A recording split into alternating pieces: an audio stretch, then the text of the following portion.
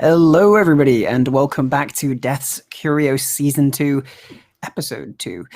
For those of you who joined us last week, welcome back. It's good to see you all in chat again. And for those of you who are new here, don't worry, we'll introduce you right away with our characters and we'll get straight into a recap and into our show. So, before we begin today, we're going to just throw you over to a quick message from our sponsors. Then we'll come back, we'll introduce all of the cast, and we'll get straight into everything. So I'll see you in just a moment, everybody.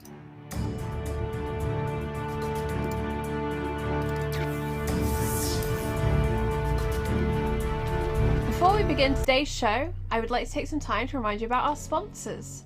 Fantasy Grounds, our virtual tabletop of choice. All of the beautiful maps and roles you see tonight are done using Fantasy Grounds, which you can try for free at fantasygrounds.com. You can also get all of your miniatures from Wayland Games. Go to waylandgames.co.uk and get yourself a huge range of D&D, Warhammer and 40k minis for up to 20% off regular retail price. And Tabletop Loot, who sell incredible dice. Go and check them out at tabletoploot.com.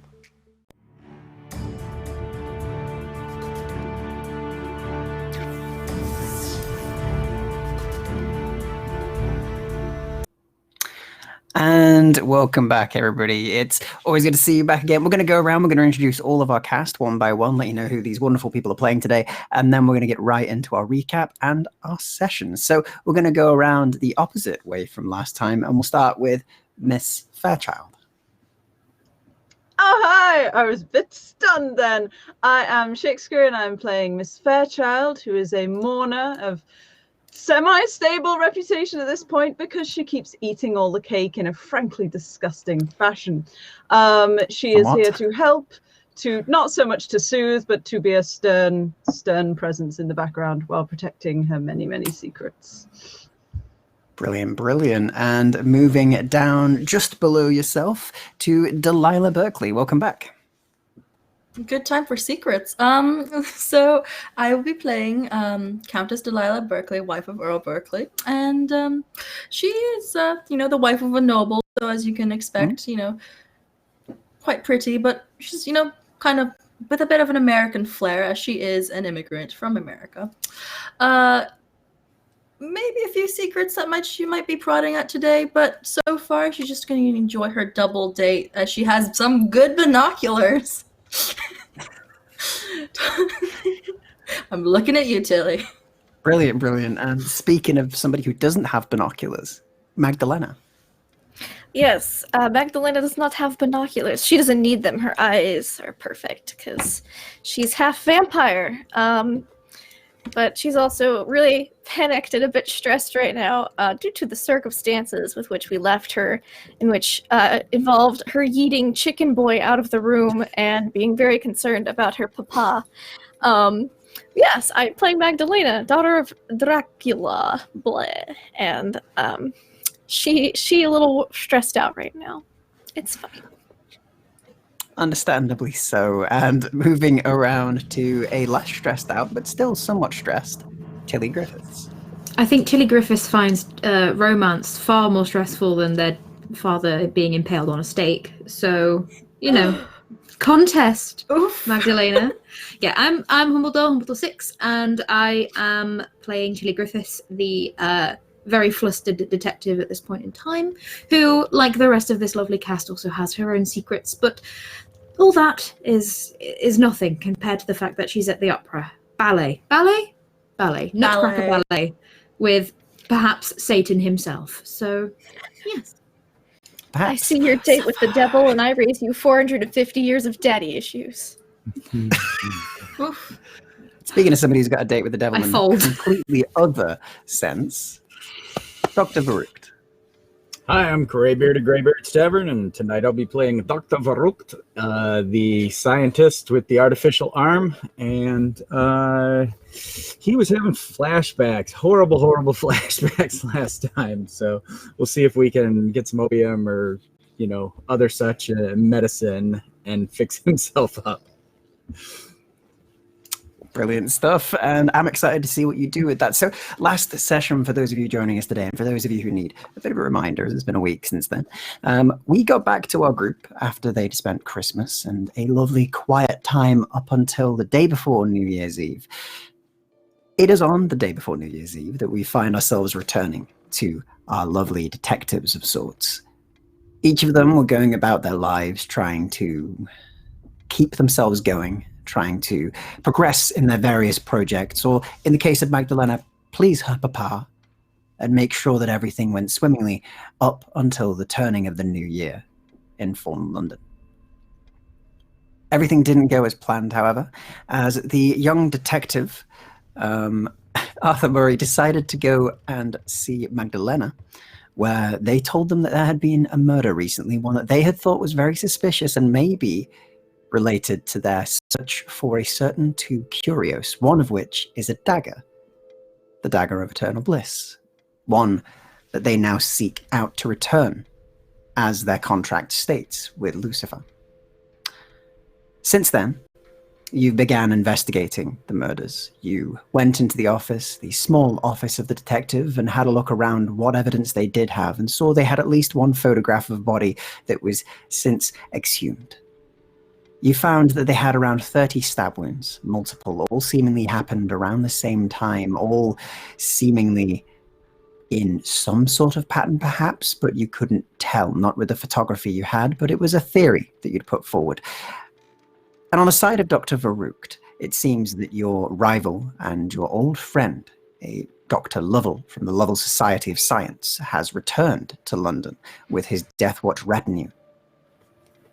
It began to bring back memories to you of your times being plucked from the trenches of the Reclamation, of your times which were much more difficult and strange than now. Something's happening if Lovell is in the city. And the rest of you went about your business, saw to loose ends that you needed to tie. And in the case of Miss Fairchild, sought out more information. And since then, you got to your evening. Miss Fairchild, you had a nice talk with Mr. Carr, you made your way back towards your home.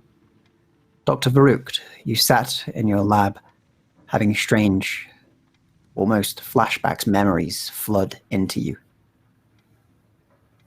Of Adam, a person who once you tried to save and failed.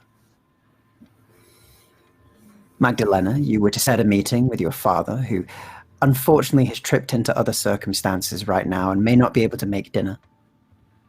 And Tillie Griffiths and Delilah, you both went on a date to the Nutcracker at a local ballet theatre. And we'll pick right back up as we will begin today's session. So, Tillie Griffiths and Delilah Berkeley, you're attending the Nutcracker. You're in the lounge, waiting to be let into the show, let into your booths, and you've been at least placed through the two initial doors that lead into the ballet area itself. You are stood waiting as attendants do come and pick each of the couples and the various families who have come to the show from the front desk. An attendant walks down. He's dressed in an all-red costume with a very nice white shirt and a black tie as he walks down and bows very low from what you're used to. Welcome, welcome. I'll take you to your seats. The show will begin in around 20 minutes, roughly. We're just waiting for a few things to be confirmed, and then we'll be on our way. Please do follow me, ladies and gentlemen. Your names. What is the booking under? Apologies, we must ask, he says, and takes out a small black book that he opens. So Tillie's gifts were actually for Miss Griffiths, so it's under her name when Delilah bought them. As for my husband's, well, he booked them, so probably his name. Delilah doesn't have to say anything, though. She's with her husband. That's fine. Your husband does kind of step up and go, that would be, for me, a Lord Berkeley. And he looks at it. Yes, Lord Berkeley. Not a problem at all. Up the stairs to the left, first booth, if you will. You should have a brilliant view from up there. He nods and simply walks away, taking you on arm, Delilah, as he sort of gestures. Yeah, it's kind of like going upstairs, like, arm in arm. She'd be like, oh, I do love ballets, dear. Do you remember the first ballet you took me to? Yes, I do. Quite well, yes. Mm-hmm. What was it again? Of course you don't remember what it was. She He grins smiles a a little. little bit. It's like, Apologies. what do you do in the dark? My time in the mirror really messed with my brain. It's been quite a time to remember all my projects. Since getting home, I've been having trouble. Some of my diagrams were mislaid. It seems somebody's been through them. They've placed diagram G7 underneath A8, and it was very disturbing. It will take me weeks. Yeah, she looks very confused. I've left your study completely alone, my love. Well, there were footprints on the way in, so it seems not. But it's fine. That is not fine, dear. Oh, we'll have to look into it. Still... Maybe, perhaps. But first, the ballet. Well, yes, the ballet. I do have something to speak with you about, though, once, it's on. Good. It'd be nice to have a good conversation. Yes, as much as I would love to, have a encore of what we usually do, but... Business calls, I have quite a bit of cleaning to do when we get back, but yes, that would be nice to have a talk. Yes, we're quite private in the booth. There's some time before the show begins. So perhaps. Yes, I'd also like to have some time to observe my. Oh, did you know I'm related to Tillie Griffiths? Sorry, what? She eyes him quite carefully as she's like walking up with him. He does pause for a moment, a bit confused at that. To Detective Tillie Griffiths. Yes. Why do you think I've been so well? I like her. She's working for me with something, but why else would be so concerned about her lack of love life? Right. Well, got to keep the family going, I guess. She nods. Very much so. Do you know how lonely she is? I got her a dog, you see, dear. I mean, I believe that's her business entirely, but it's nice of you to take up a hobby, another one. Delilah. So I'm glad for you having such good friends and good hobbies to keep you busy. Whilst I was in the mirror, he says again, sort of looking distant, before he walks to his booth and pulls out the seat for you. Yeah, she'll sit down, but she'll also kiss his cheek to bring him back to the present time of him. He's always going PTSDing. So she's like, please, we need to talk. Yeah, you have two programs for the night, but one of them is slightly angled, so he angles it back, but then realizes it's not quite aligned, so he starts fiddling with those for a while. His OCD quite heavily. She'll let him play with that because she knows he needs that time. So she'll wait for him to settle in, make sure everything's perfect before they talk. Hype's gotta do what he's gotta do. He continues to adjust his leaflets, and meanwhile, Tillie Griffiths down below, after you've seen the two of them, the attendant does look at you. And your name, what booking is it under? Tillie Griffiths. Miss Griffiths. Yes, we have you here. Yes, of course. Up the stairs to the right, second one onto the right, closer to the stage. You have a brilliant view from there when the show starts. All right. Well, thank you very much. Not a problem. The snacks. Smiles at you.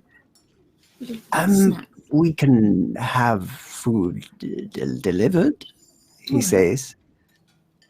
Oh no, complimentary, of course. I just heard something about popcorn before, and I'm a friend. That's a very American thing, but I know. We can see what we can get. If it's no corn is difficult to get a hold of. But I think we have some on the cob. I can see about popping that or something. Delilah does come to the ballet often and does order popcorn, so it probably we have at least a small amount in, I think, he says and smiles slightly. I will see if we have the reserves. Please. He gestures. Thank you. And she'll begin walking off. And you begin. Kind of Mr. waiting for just a trail. Yeah, he does. He's one step behind you, just to the side slightly. Well, this is rather interesting as a place. Can't say I've been to a ballet in recent times. It's rather beautiful, in a sort of dusty way. Oh, I thought you said you haven't been to a ballet at all. Well, no, I haven't. That's why it's so new. That's why it's been a while. In recent time, you're confusing me again. He smiles slightly, as if that's the point. Well, are you going to lead me up the stairs or what? Of course I will, he says and offers you his arm. And leads you up the stairs, the sort of red plush carpet leading up to a balcony area where you see there are multiple booths that overlook the theatre, affording a little bit of privacy, or at least they normally would. However, as you take your seat, you can see clearly without the need for binoculars the glint of some from across the way. Oh, good lord. Whatever's wrong. Says this. He sort of sits back, look around as he pulls out your seat for you. Thank you. Miss Berkeley has a rather vested interest in probably the way I look today, I think, since she so carefully crafted my appearance. Right, I thought she was married as far as I was aware. Oh. I'm not judging. Mr. Grimoire. Yes, he says, looking very plainly at you. Not that kind of interest. We're related. Oh, that would complicate things, admittedly. I hope that's not the case, he says as he sort of looks at you a bit quizzically. It's impossible today. No, she likes to play dress up with me. Apparently, I'm not making this any better. Deepening this plot, I must say. He says he sits back and he sort of pours a glass of wine for himself and for you, and then takes a sip. I'm less of a lady, Mr. Grimoire. I probably would have punched you by now. But you're not. And that's why I'm pushing my luck. Don't push it too far. Please. We'll see when that line is. He smiles slightly and looks over at you. Have you ever seen a ballet before? Been to this place before? No. No on both accounts. I'm not really one for frivolous activity, so it'll be new for me. I see. Is that why the dog's a thing? Not very frivolous. That's needed. Another gift from Miss Berkeley. You know, Miss Berkeley does really seem to be controlling everything, doesn't she? He says as he sort of looks across at the lenses that are still glaring. I wouldn't know. I have control in other areas of my life, Mr. Grimoire. Of course you do. Of course you do. He says and sits back. Do you have any tips on dog training? Because they're rather not irritating, but I don't know what the word would be. There are creatures that don't understand thought and sometimes have no logical process. Right. I believe strange. that you understand thought. I think that you're maybe approaching it from the standing of an intellectual detective, though, rather than someone who's training a dog. You've got to make these things simple. You've got to show it boundaries. You know, you can let the things have free will, but you first need to make sure that they know where the rules are. Well, it doesn't have many personal space boundaries, you see. It seems to like to get up all in, sit on me and lay on me. And it has a rather bad habit of climbing on my bed, wedging itself into my hip and kind of making me go into the wall. It's quite uncouth. No, I know. They're sometimes like that. Creatures. And it's very fat. Very fat. But I'm told that's just the breed. I don't know. I just don't want it to be said diabetic. Exactly? A corgi. Oh, yes, they are known for being slightly fat on the bottom end. Yes, the bottom end. Just strange, very strange. Oddly proportioned. Nuts. And meanwhile, across the way, Delilah, you've spotted your prey. You can see that it seems to be going decently. Okay. Ned has finished adjusting the leaflets. Yeah, as soon as Ned's kind of, finished adjusting and making sure everything is perfect, again, she'll actually lower her little, binocular. She's observed enough for now. They're conversing. She trusts Tillie to be, beautiful in her simplicity. That beautiful woman. She's very happy. Very happy with this. Okay, so she's not sure why they keep doing, though. Like that, what were they talking about? This, dog? Pog? Why are they talking about? She can't read lips Yes, very it's well, definitely but she about will kind of pogs, those sigh. things that aren't existing yet. She doesn't know what a pog is. Have She'll you just seen my sit back collection of down. pogs? She'll kind of sit back a little bit and kind of sigh a bit at her husband. Ned, sometimes Yes. I envy you, and I'm very Why is distraught that, to know my that. dear? What is the point, my love, if you could read lips if you never use it for anything useful? I could do so much better with that skill. She kind of looks distantly. I see.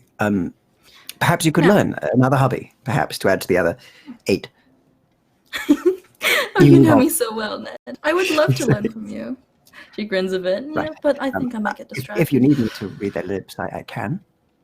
Not necessary. Right now, I think I'm a bit Very more well. interested in what's going on between ours. She gives a little smile, though perhaps not that way yet. What do you wish to talk? Didn't you? Yes, We've I got do. a little time before the show begins. I'm sure everything will go swimmingly. I hope so. Well, this is as about as safe as I can possibly have it. She looks around to make sure there's no reflections. There is no reflections here, luckily. The theatre is all curtain and carpet and wood. Oh, thank the There's not a gods. mirror in sight. She looks very relieved. Now, remember when I mentioned that Tillie is my cousin?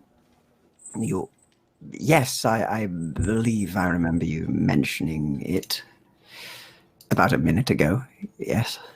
To my shock. Well, I discovered some interesting things about that. My family, as you know, I grew up Right. with my father, the tailor, Well, yes, of course. and all that. I told you everything about my life, and you know about the angel before, he took you. But Yes, I didn't really believe in them, I'll be honest, until the point that I was spirited away, forgive the joke, into the mirrors. she squeezes his hand Feel bad and for me. gives him Not apologetic. very scientific, very strange. Yes, well. And did your father ever mention anything about a D'Angelo, a opera singer? She was apparently all the rage before she got murdered. No, never. Does he look? Does he look like he's lying? Do you want to give me a wit check to see if you can tell if he's lying? She's usually pretty good at telling if he's lying, but yes, I will give that a wit check. Hubby, don't fucking lie to me. Jesus, sir. Let's see what you get. A 9, apparently. I'm Do a you bit wish to sus. use a second chance on that? I might after, because I really don't trust this. Okay, use a second chance then. See if you can tell if your hubby is lying.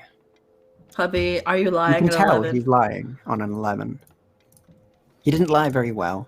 He's not very good at it. He's also not really got his composure that he would usually have. Possibly the amount of time he spent in a terrifying mirror world has somewhat won through his resolve recently. He does put on a good show for everyone else though, but still. Of course, yes. She He's in private. Yeah, she notes this and then kind of sighs. So, from what I've heard, this opera singer, she before she was murdered, do you know who she was murdered by?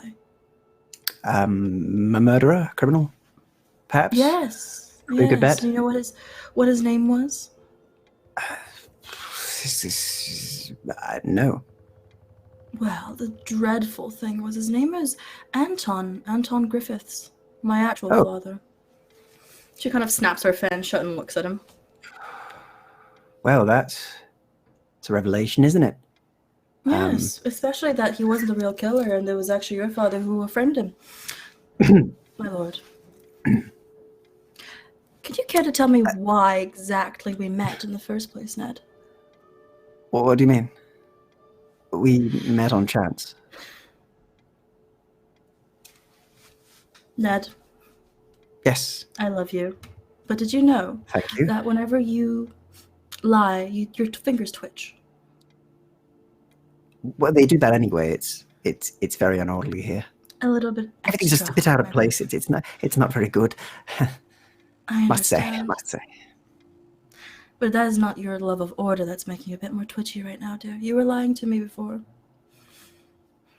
I know you like jazz, but it wouldn't be enough for a young noble to appear in an underground jazz bar ran and well known to have been ran by the American mob. Not only that, you grew up in Chicago, the exact same place where I was raised with my, well, murderer of a adoptive father.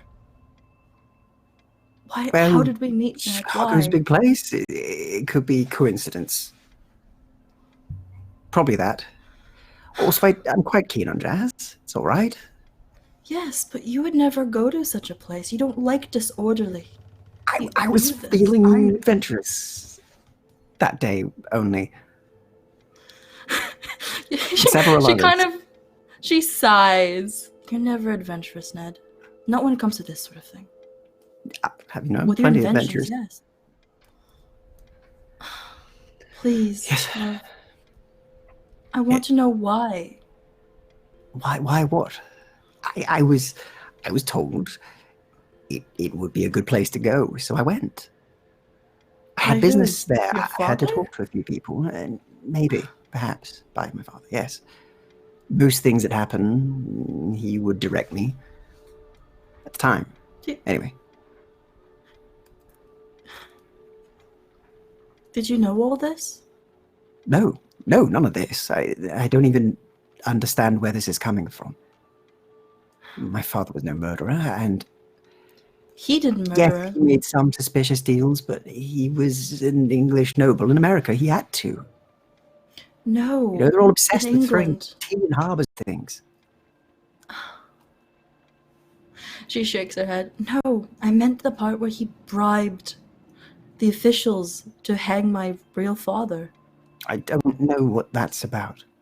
I don't understand that. If I knew that, I'd have told you. I It's wouldn't have why kept that. you got... She kind of sighed. That's why you got spirited away. That spirit, that is my father. This complicates things. She nods. It Don't very think he much does, approves dear. then. I suppose not. She kind of sighs a bit. It's rather disappointing, but there's got to be more to this. My father, he was a great man, very ruthless in what he did in business, but he wasn't that evil.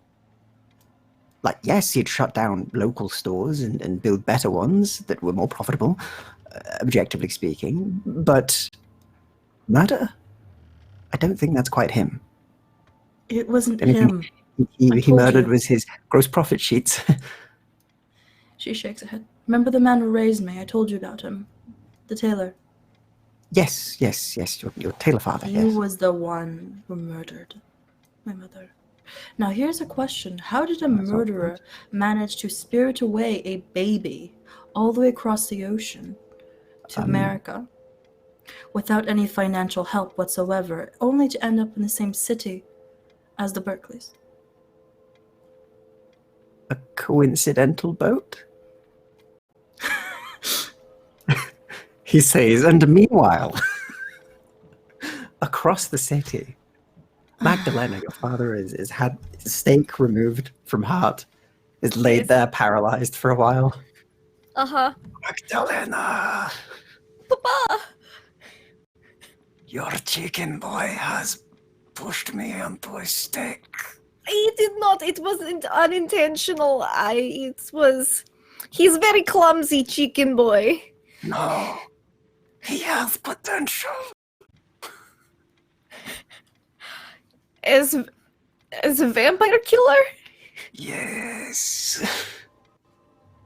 Yes. When you showed me board of killers, he says, still partly paralyzed, I could tell that you have just been failing me for all of these years, but you have done one thing. You have raised Chicken Boy. Could be great killer of vampire. Says your father, still paralyzed on the ground. Yeah, and I'm like cradling him as I'm panicking. I'm like, yes, what a blessing this chicken boy has been. I say blessing in the least religious way possible. Now I need you to get me food, and that will Yes. fix me. Just All right. some blood will do. Okay. We have We'll- meeting with Queen. Yes, we have to meet with the queen. I will be right back. Stay there. And I run out. And you run outside as Irene kind of stands at the door, arms crossed, as she looks at you very disappointed and goes, "So your chicken boy impaled our master? That could have been very awkward. If he'd have died, I'd have died. And then I'd be very upset. Or I wouldn't. Yes, I don't know. I don't know what comes after death. I don't know either. You look at me like I know. Probably nothing good.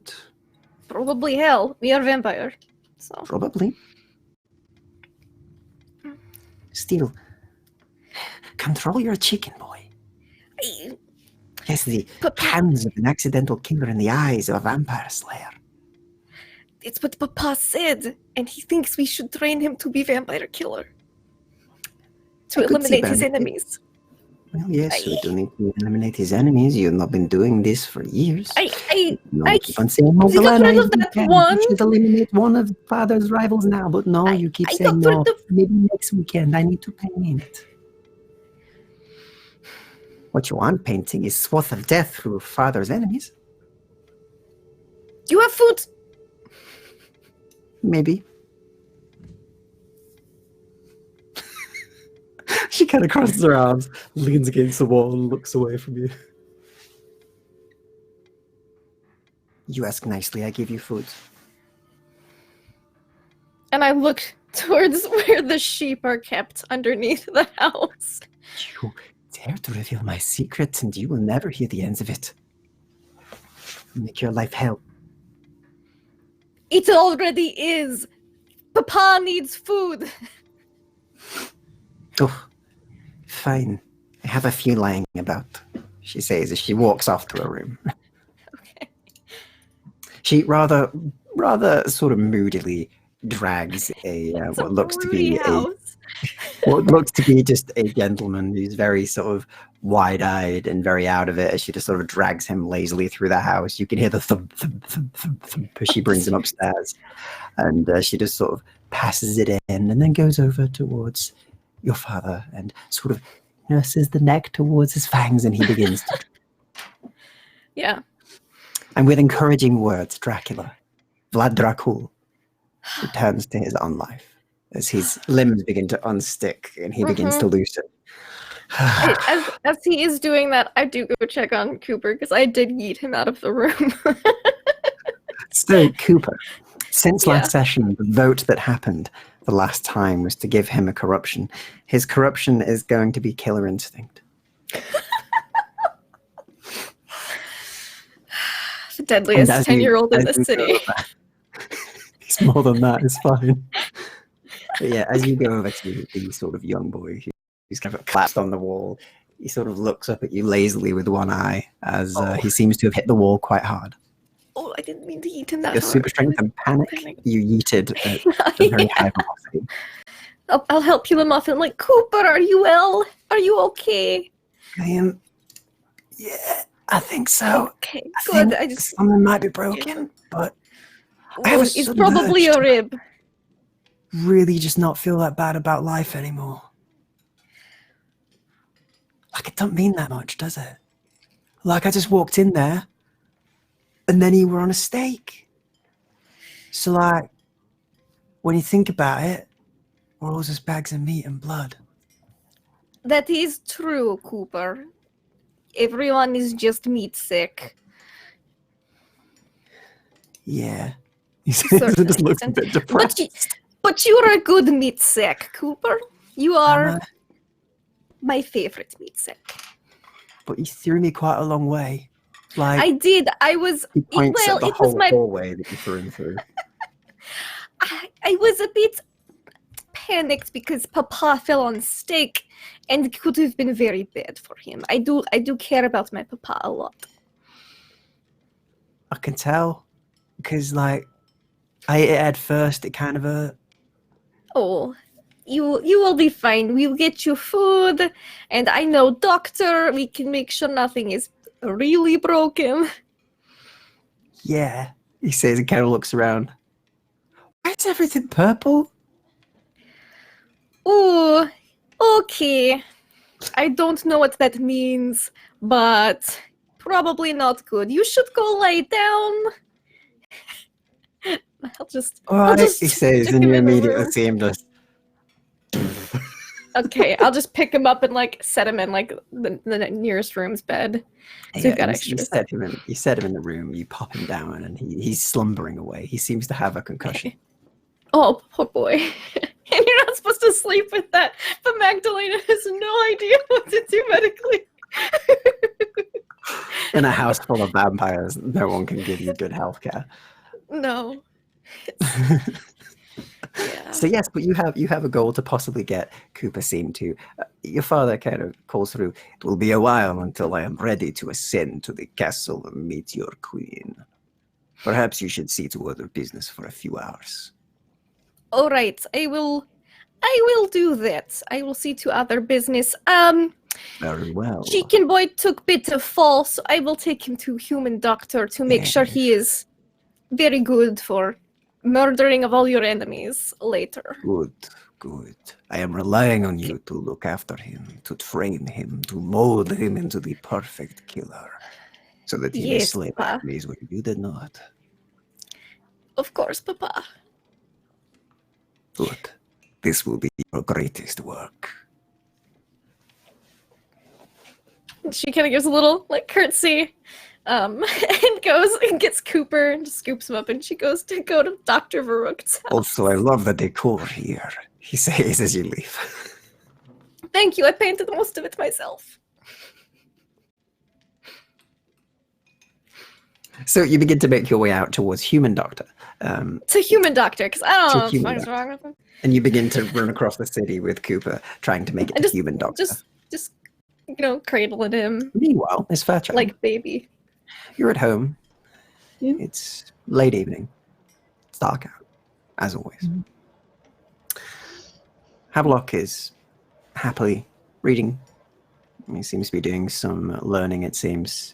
He's looking into English history at the moment. He's reading about the Tudors. Seems quite I'm keen. so proud of my incredibly precocious 5-year-old. It's very, very interested in books. Doesn't have much else to do, so Nope. becoming very intellect heavy. He has a small stuffed rabbit. He now. does. He has a small stuffed rabbit. That helps with his charm. But he sits with the stuffed rabbit that he's sort of reading the book with. And welcome back, Ma. Thank you, dear. How are your studies going? Going well. Reading about the Tudors. Lots of beheadings. Didn't know that word Yeah. until today. Have I not mentioned it before? No, but I it seems a bit suppose weird. sort of. Like, you'd think that the standard would to beheading on a cat you have in a head. So you're beheading. Right? A bit confused by surely it's deheading. Because then you're not. That's what D means. I've never thought of it like that, but you're quite right. It really should be beheading. Should be. I mean, they were peculiar anyway. They kept doing it to living people, which is quite strange in my experience, but they also wore very funny clothes. At least according to the books I've been reading, it's more weird to do it to dead things. History is a strange place. They do things differently there. Seems to. Keep speaking of Have you things had like supper? green grass, which I don't understand. Little before my time, dear. I don't quite understand it either. I mean, Very well. How was the day? Did you have a good time? it was productive. I Good. saw my friends, which is unusual for me, but I'm getting used to it. I think that's good, right? It's interesting. Well, so about studies and things, it's a bit boring alone. Yes. I don't think I've been quite fair to you doing that, but hopefully, I mean, we went to the festival was not. That was great. I really enjoyed that. It was very fun. And she's kind of looking at him like, how much of it do you actually remember? Because trauma does weird things to the mind. And how much of it did you actually enjoy, you strange little goth? Because to be fair, he's been raised by a mourner who's not very good with children. So he's been exposed to quite a lot of weird death things. So she's kind of looking at him like, do you actually remember anything that happened? You spent time with Lord Barclay's son. Did you enjoy that? Is he nice? He seems... Yes, they were very nice. I remember them well. They were very smart and young and Berkeley. And Lord, that was exciting. I'm sure it was. She's like, you could... The class warrior is just like holding her tongue like, yes, they're good people for a given value. And would you like to spend more time with Teddy? Yes. Yes. He says immediately. I'll look into it, dearest. Good. Please. It gets rather lonely and boring here. I know. I have a lot of books, but I'm kind of working through them. And, well, they're hard to get. So then I'll just be bored. I know, I thought love, of taking up hobbies, but again, there's only so many, and it's ever so lonely here. Sweetheart, you remember that... I'll look into it, all right? Thank you. It's not always so simple, but I will ask Lady Berkeley. I understand. And find you some new books. That would be good. It smells good. Now, have you eaten supper? Yes, already eaten. Good. And you ate as much as you liked? You cleaned your plate? Yes. Very well. Good. Around an hour before you came in. I made the food and ate it. Good boy. And she will, check over his work and He's make doing sure well. Give me a wit check. Ooh, dear.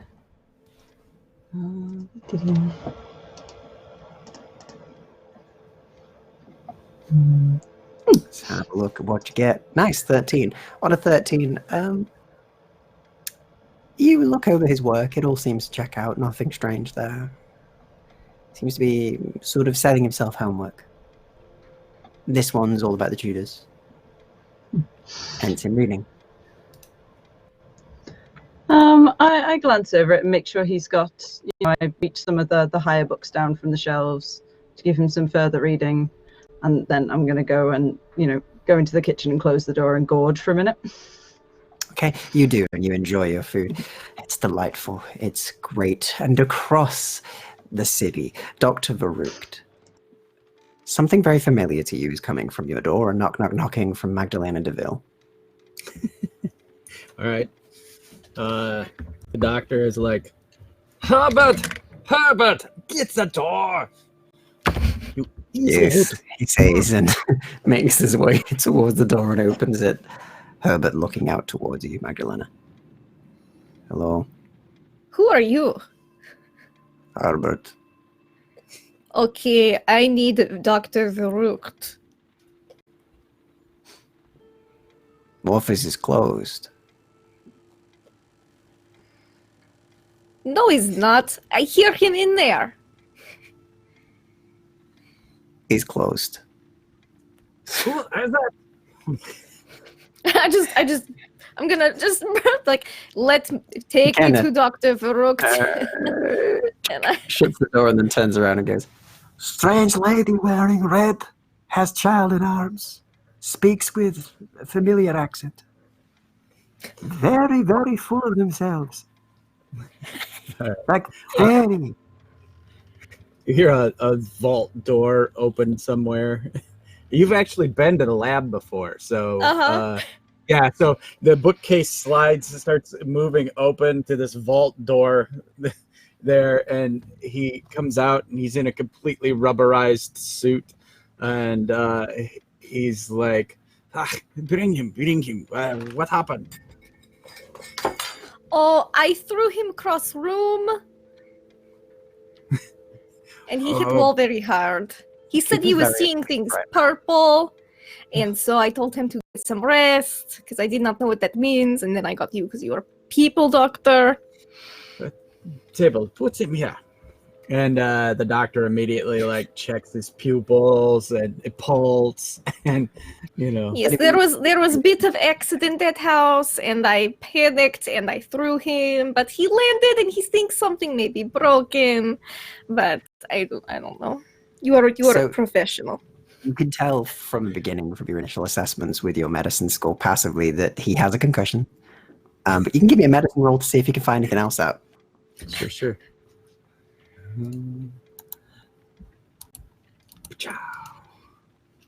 Oh my goodness. No, I will. completely fine there. Unless you want a second chance. I will spend a reroll on that. That's Okay, horrible. and one of your second chances for a reroll. Yeah.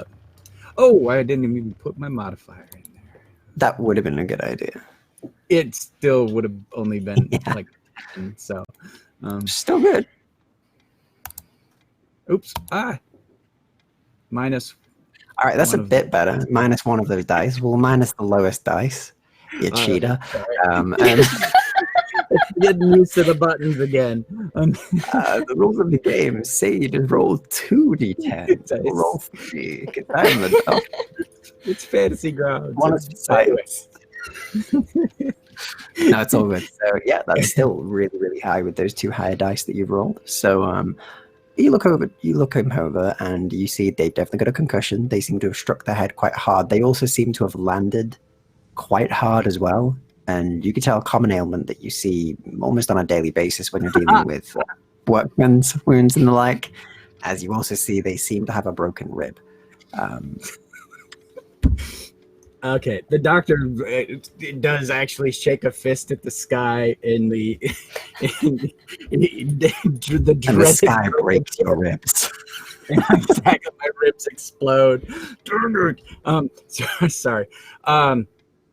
Yeah, he begins to just methodically, he's the premier surgeon in the land, so he just bind the wounds, make sure that he's still breathing correctly, making sure that there's nothing, the concussion isn't filling with fluid, like he doesn't have to poke a hole in the kid's skull to drain fluid or anything like that. He's just doing the once over. You luckily don't have to do that. He seems like he'll be okay. You need to probably keep him awake for a while. He is passed out right now. Not the best. Probably should have kept him awake, but with some treatment, he'll be okay. As soon as you fix what Magdelena has done, intentionally and unintentionally. I have to actually go to my medical bag because I would not have smelling salts anywhere in the lab. It would only be in my carry bag. So I go to my army bag and I open it up and grab out the smelling salts and come back and, Koopa, it's a chicken boy. Yeah, he's the chicken boy. Man, He might get promotion soon, though. waves the smelling salts. Good for him. As you do, when you do that, Maybe. you kind of. What? Where am Wake up. Hello, little man. You are I? How am I you here? do not sleep. I What? see I'm tired though. That's what I do. I'm tired. Magdelena brought you here. You need to stay awake or you could die. Wake up. Well, I guess that doesn't matter too much. Well, you are important, Cooper. You have a great and glorious purpose with chickens and other things. I have a new job for you when you're feeling better. What is it? He's kind of looking at you dazed as your compliments seem to work and bring him out of his emo stage. I am going to teach you what my papa taught me. You are going to learn how to fight. Oh, that'd be good. Can I still look after the chickens? Of course, you can still look after the chickens. They are very important too. Sort of committed to that by now. Yes. You know? Work out of the whole... Where am I again? You're in Dr. Varuk's lab? Oh, Magdelena, you're here. Yes. Oh, I threw him hard, didn't I? Yeah. And the doctor gets some white powder and holds it to one nostril and then to the other nostril to try to help him awaken. Stay awake. And he stays awake for a while, and Herbert eventually takes over, making sure that he keeps them awake for you whilst you converse with your guest. Yeah. Away from here, in a bedroom or something. Take the boy. Of course, he says and takes them, and then begins to walk. As Herbert sort of takes Cooper over to like a side bedroom, puts them in one of the patients' rooms that you have here for patients who need intensive care, and will sit with them and keep them awake, telling them stories. So, pugilist, the boxing, is that what more along the lines of the vampire slang. Yes. Papa has rivals, and I may have been supposed to kill them all, but I may have only killed like one of them. It's a very long list. I may have some things to teach him, if you're willing. Yes, if Cooper can become great vampire hunter, Papa will surely be more pleased with me. Do you think? And he goes right into psychologist mode. He's like, do you think that maybe you have spent too long pleasing this papa? Oh, you may have crossed the line. I am not liable for your death, Dr. Varuk. I absolve myself of this. Yep.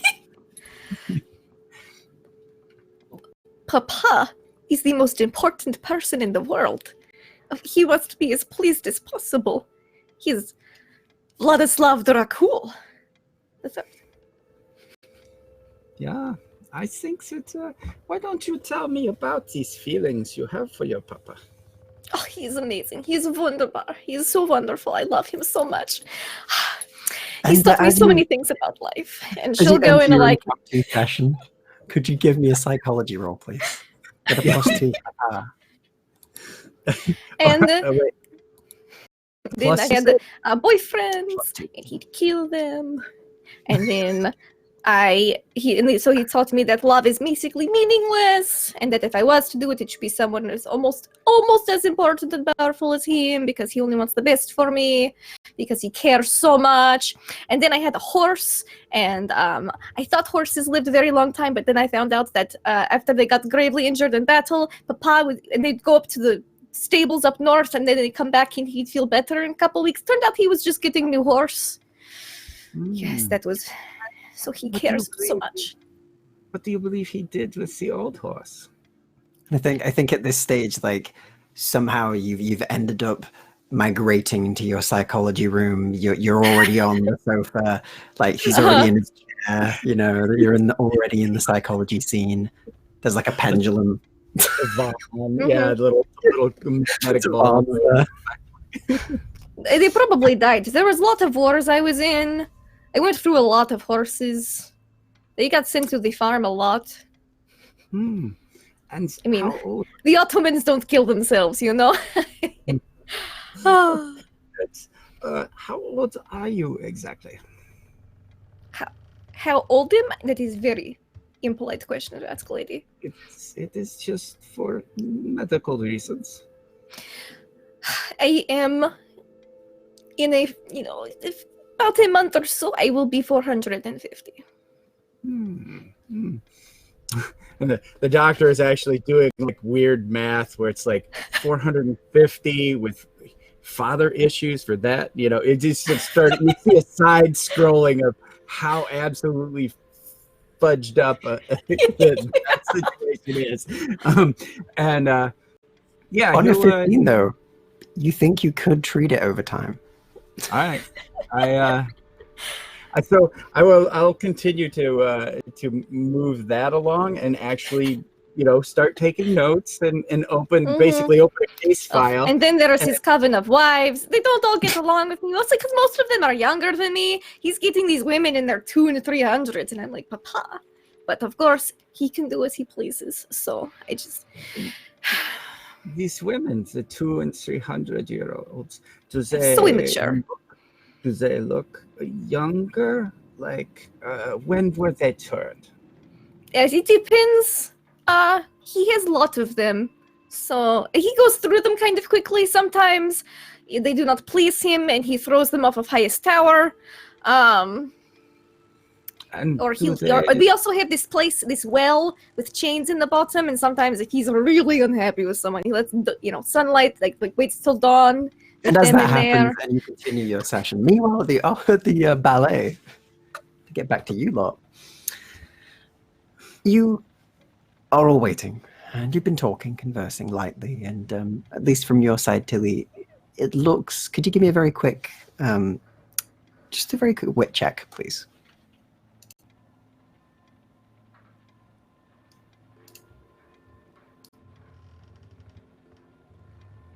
That's a 22.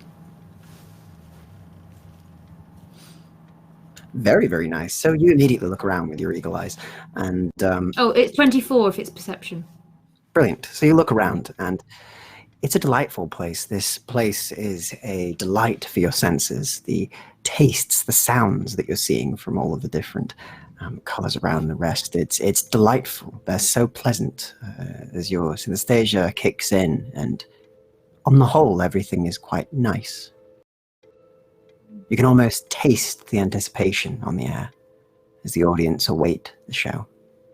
And across from you, you can also definitely catch Delilah looks to not be having the best conversation. Seems, in fact, they're having quite a serious and negative conversation with her husband, who seems to be very nervous, very, very nervous and very confused.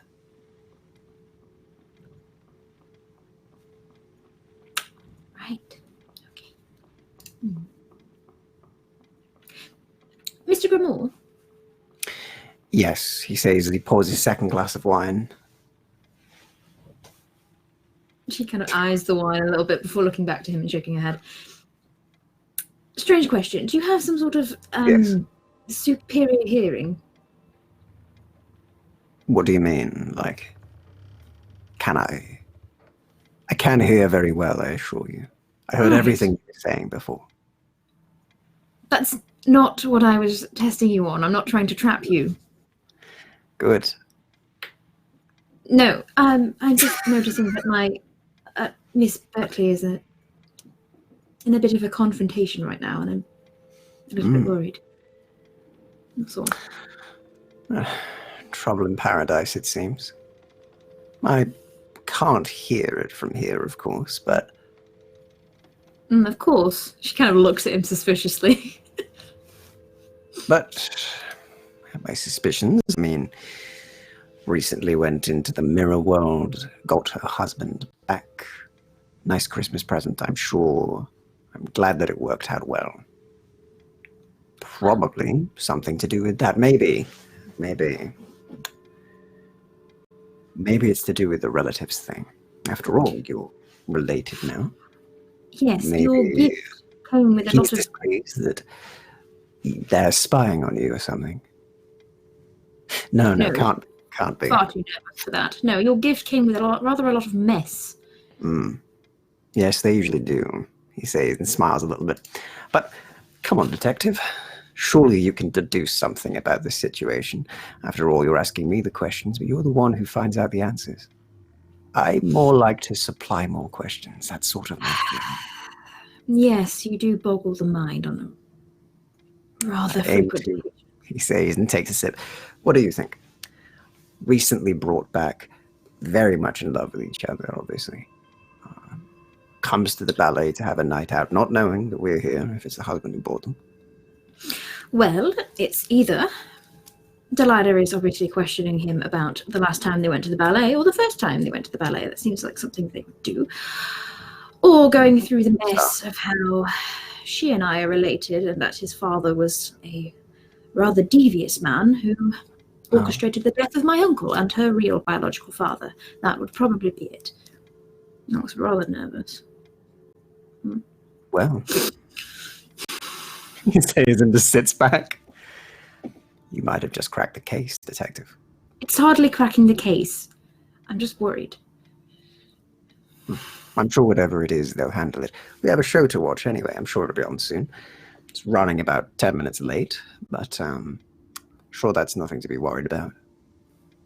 When you say it, Mr. Grimoire, it sounds like it definitely is something to be worried about. And she sort of almost goes to stand and, like, leave and, like, no, I am off duty. I am off duty. That you are. Right. But they do keep peeking through the curtains. Don't. She like lightly swats him with her fan. Don't tempt me. But, Miss Griffiths, that's entirely what I'm here to do. But I don't want to get into trouble, and it's such a nice night. You know. That's more my job. And meanwhile, Yes, across the way, in booth of indeterminate answers about kill a father, maybe, Ned is getting more nervous. Yeah, she notices that, and she'll kind of like, she'll sigh and calm herself down. She holds his hand and just, puts a hand on his cheek. Ned, please. Right. I'm sorry for raising my voice. I honestly don't believe for a moment that my father was a killer, or that he hired someone to do that for you. I can't believe that. He's not that kind of man. He's got particular quirks. He does, and he was a brilliant man, and I owe him most of what I have today. And I would like to believe that, but that is why I want to know. Why? Why did we meet? Why did you lie to me? I don't know, destiny, something like that. I can't think of poetic things right now. Stressed. You're more he told you to go there? Poetic one. He told you to go to my bar. He told me to go in there. I had to deliver a few papers and a couple of other things to the mob there. He wanted his business associates to be informed of his moves, whatever that meant.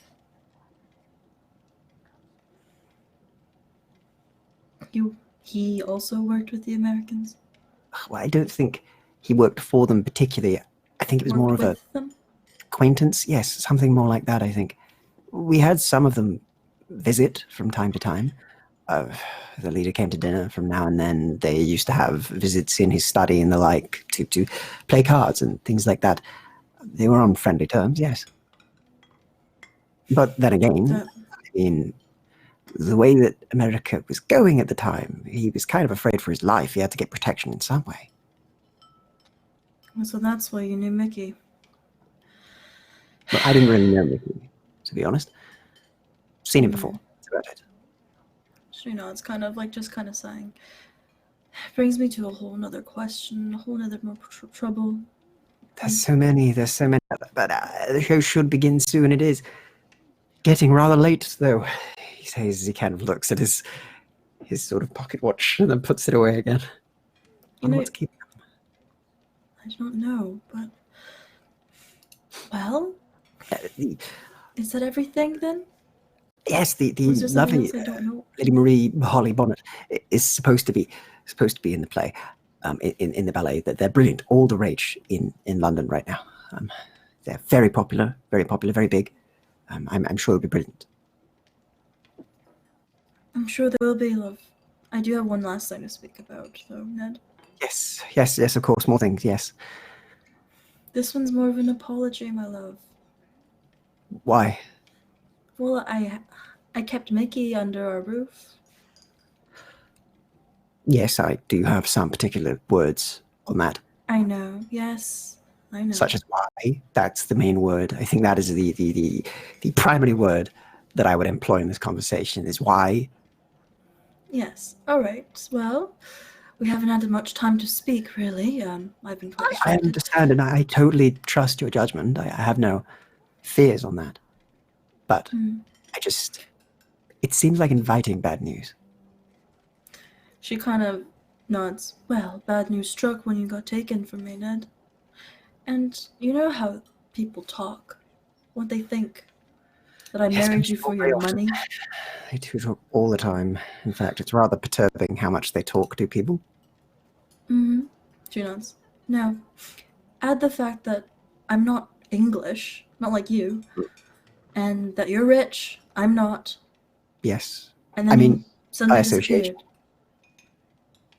What is mine is yours.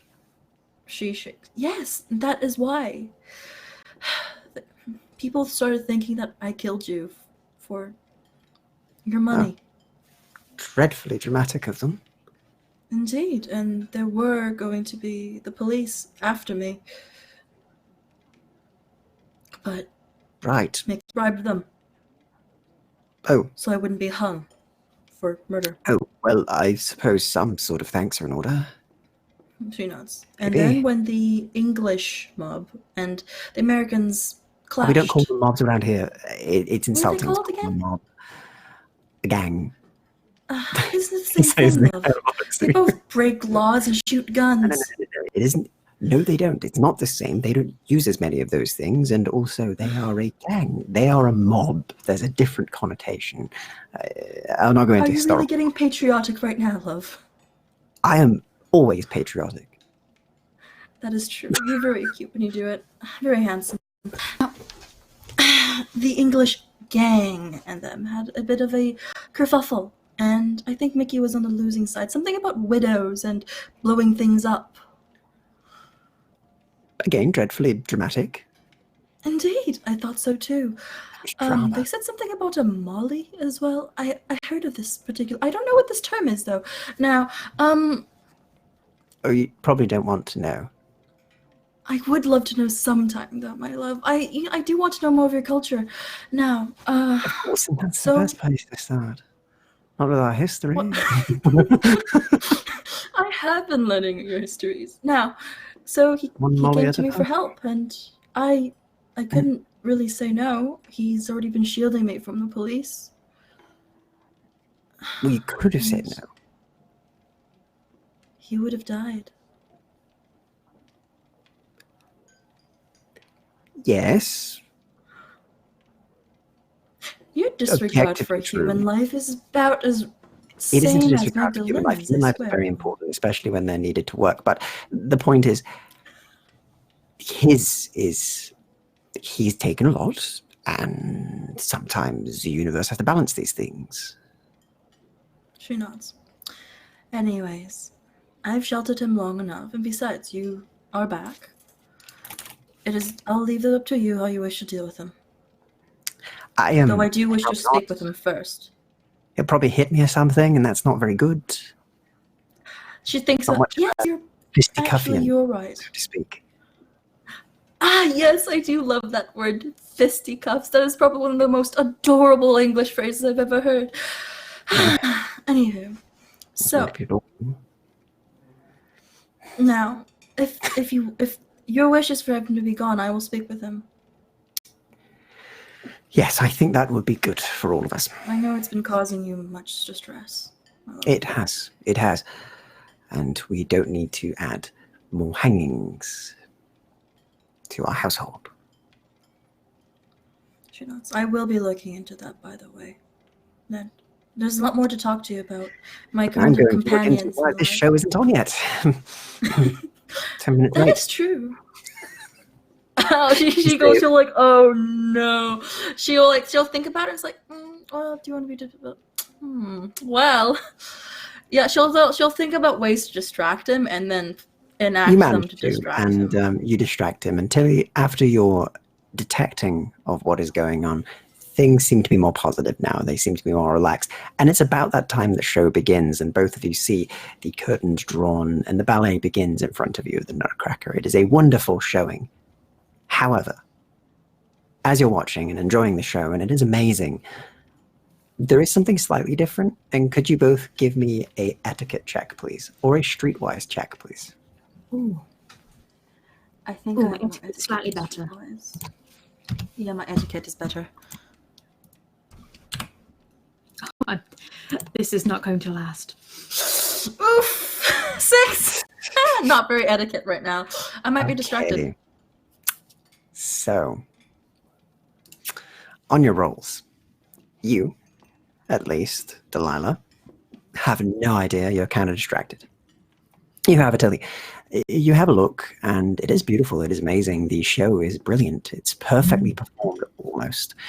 However, the lead actress seems to not be performing as solidly as you'd think. Doesn't seem as practiced as the rest, and notably, when you're 21, you know, at least from looking at the leaflets and the like, one of the big selling points of this is that one of the leads is an actress by the name of Marie Holly Bonnet, who is all the rage in London right now. A younger actress who has taken the place by storm and is very much a brilliant dance, song, even at opera, it says. But mostly, she's known for her acting. The plays that they do allow, that is. She's notably not there. In her place is another lady who has done her makeup to look like she's about right, but you can tell who it is as another one of the leading ladies from, you think, 2 years ago, from when you remember the leaflets passed around, and her name, you remember, was Annette Laville. She seems to be doing a good job of it. She was no doubt a stand-in. But Marie is not there. However, the show is beautiful, amazing, fun, and you have a delightful date and a delightful time watching it. When she notices this, she'll just excuse herself for a moment and powder my nose. You know. Right. Yes, of course, that old excuse. Enjoy the powdering. Do take your time. Be right here when you're done. I think I have at least 2 more bottles. Well then. And she just goes off. He rolls his eyes. Fine, be quick. It's a bit better. She smiles at him and she'll go. As long as it is, he says and smiles at you slightly before getting back to watching it again. And you begin to go. Where do you go? She's gonna sort of straighten herself up. And she's gonna sort of go over to one of the usher boys. Like on the outside. There's quite a few of them nearby just in case to deliver your food. You did have some popcorn delivered, by the way. It's been delightful. It's very nice. Yeah, she'll brandish the leaflet in one hand. Oh. Excuse. Yes. Could I perhaps speak to the manager about a bit of mal-advertising? She taps. Apologies. There's been a change in the cast for tonight. It seems Miss Marie is sick, so unfortunately is not here today. Can I have that confirmed by a manager, please? That would be wonderful. Yes, sure, he says, and gets going. Excellent. She follows. Please stay here. I need to go into the staff-only areas. Fine. Thank you, Mum, he says before exiting and making his way out towards the back and towards the staff-only areas. It's not too long after that he does return with a very, very well-dressed lady, sort of very fancy dress on, and looks quite haughty. She's got sort of her head raised at all times, too much, almost overcompensating, and seems to walk out and look at you. And what can I do for you? Detective Tillie Griffiths, very sorry about my behaviour earlier, but you really wouldn't have talked to me otherwise. Why is the lead missing? She's sick, darling. Right, and I'm supposed to believe that. In ballet, the most competitive sick all the time. Sport in the world. What's it's wrong dreadful with her? smog. I think it's smog sickness. Smog sickness. At least that's what I've heard. Well, I can recommend an excellent doctor to go and see her. We have better ones, I'm sure, but thank you. Oh, you think so? Definitely. Well, aren't your connections impressive, miss? Well, I do run this theatre, and I am one of the leading places for entertainment in this city. So yes, you get connections when you have important people coming to watch your shows every week. Well, The stand-in isn't as practiced as I would hope she would be. And her makeup leaves a little to be desired if I can spot that she's not quite correct. But, you know, what would I know? Well, if it turns out that they are missing, and this isn't just some elaborate cover-up, perhaps you should let someone know. Bad for business, and she's quite the celebrity. I'd hate for anyone else to notice as I have. Oh, I'm sure they're all fine. Not many of them notice from their high boxes or their positions away from the stage. Very, very sharp eye of yours. Impressive, I Yes. must say. Thank you. And your dress, very nice. Freshly made. Oh, Quite I a can treat. tell. Very, very good. Well, how about you enjoy yourself? And if you wish to talk about anything else, you can do it after the show. The cast will be around if you wish to question them about the whereabouts of Marie, but they will say the same. She is sick, and I assure you everything is fine. Can I do an insight? Sure, you can do a wit check. Okay. Doo-doo. Ooh, I'm gonna re-roll that. Okay, no problem. Reroll. Use one of your second chances and reroll. Ooh. Okay, a 12. Hard to read. Okay. Yes, I think I would like to congratulate the rest of the cast for their excellent job. Of And course, you perhaps- do so at the end. Please enjoy the show. I have much to get back to. Lots to run backstage, she says and smiles at you. It's been a delight, Miss Griffiths. Please enjoy your time here. Oh, I will, thank you. Not a problem. Enjoy the show, she says, and then disappears back into the back. If you would like me to escort you, Ma'am, I can take you back to your booth. Oh, that would be great, thank you. Of course. I So, do apologise about my behaviour earlier. No, Expectations. no bother, detective. It is your job. It's only your job to be curious, so not a problem at all. There's just been an awful lot of people going missing and turning up rather not themselves. Not all of body. And it makes me rather worried. That's all. I imagine. But I'm sure whatever it is, it's fine if our manager says so. Do you think there's something going on? I wouldn't comment on such a thing. There's always something going on. It's theatre. I'm trying to say him instead. He's honest. He Okay, doesn't okay. know. He just thinks Okay. All there's right. probably nothing going on. It's probably just some sort of dramatic way to cause a rumor or something, is probably what he thinks. All right. Well, thank you for your help. Not a problem. What was your name? Sorry. Albert, Miss. Albert Really? Miller. Albert Miller. And I'm sorry, your manager didn't quite introduce themselves. What was they called? Oh, but you don't know them? I'm not a ballet person. I have work to do. Of course, but... Well, I mean, that's... I Lady also Bon- run around chasing criminals, so your boss hasn't exactly come up. Which is a good thing, not to be on my radar. That's a very good thing, yes. Yes, that's Lady Bonclair. Lady Bonclair, right. Lady Bonclair. Excellent. Thank you so much.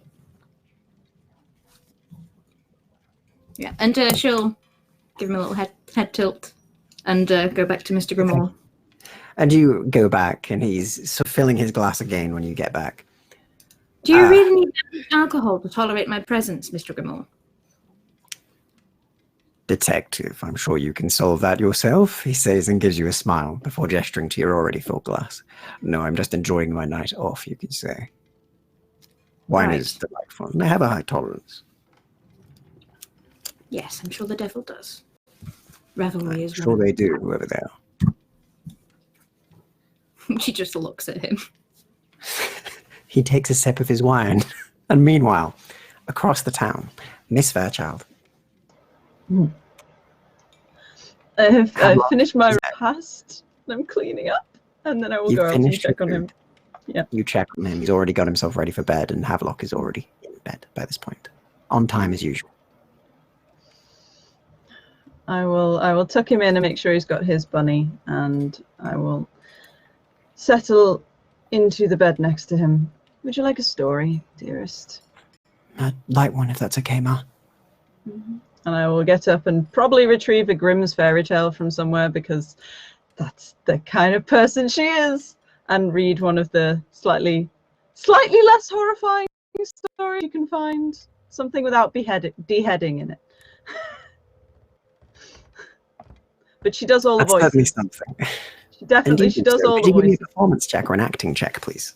I do not have acting. Okay, so could you just give me a straight charm check?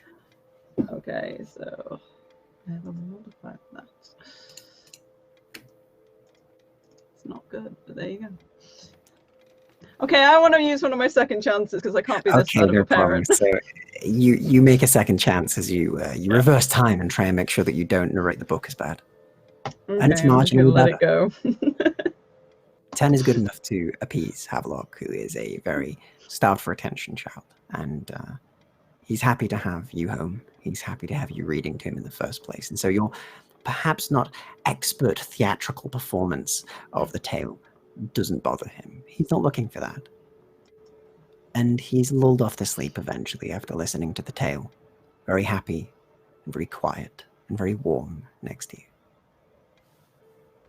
I'll Safe. stay with him for a few minutes and then tuck him in and go and probably do a lot of admin and just work in my office for the night. Note down what I spoke to with Mr. Carr. Note down some of the details while they're still fresh in my mind. And every so often go and check on Havelock. And every time you check, he's fine. Everything seems calm, safe here. The night continues to go well. It's a nice, quiet night for you so far, Miss Fairchild. Relaxing, calm, almost. Everything seems to be going well. Meanwhile, across town with Dr. and Magdelena. Your session is coming to a close. Your very good psychology session and your therapy has seemingly began to round its way out. Magdelena, could you please give me a willpower check, please? Sure. Concentration or no? Hell no. Hell no. Excellent. Sure thing. You're spilling Figured everything it. right now. You can't I concentrate. had to ask. You did. It's always worth asking. 13. Okay, can you give me another psychology check, please, Dr. Varukt? Sure.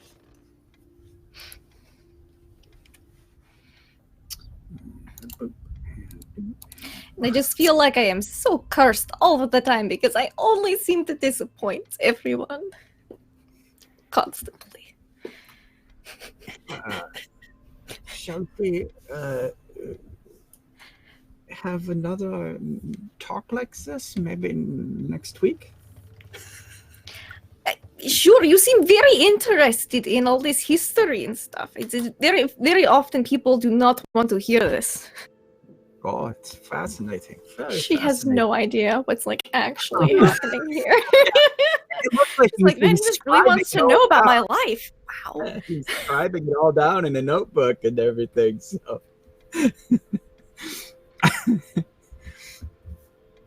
And it's delightful. we match. You've not been able to keep up. Yeah. It's a lot. Just centuries worth of issues. Exactly. You've gotten through at least half a century worth. Got a lot of centuries to go. Mm-hmm. And the doctor would not even think of saying anything about reparations or payment on this. He's got a half vampire in the chair, and this is utterly fascinating. So It's a very unique history told from a very interesting perspective. exactly, he would know. You know, when is this chance going to happen again? For science? So, beautiful. So everything goes well with that. And again, quite quiet for you, aside from, of course, the barging in at Magdelena, the delivery of a chicken boy who was, almost dead and needed to deal with everything else. But other than that, it's been a delightful conversation. It's been whiling away the hours, in fact. It's gotten quite late by this point for you two. All right. So should I take Chicken Boy home or should I leave him here with you? Do you Is he have good to someone? move? Do you Pardon? have someone who can take care? I Do you mean, have- I have Irene. And she will stay up all night with the boy? Oh, she's up every night. She's not human. If you think that And she knows not to eat chicken boy. So then I would say take him home. And okay. try not to jostle his brain too much. If So his eyes go bloodshot and he does pass out, call me or bring him back and we will go from there. okay.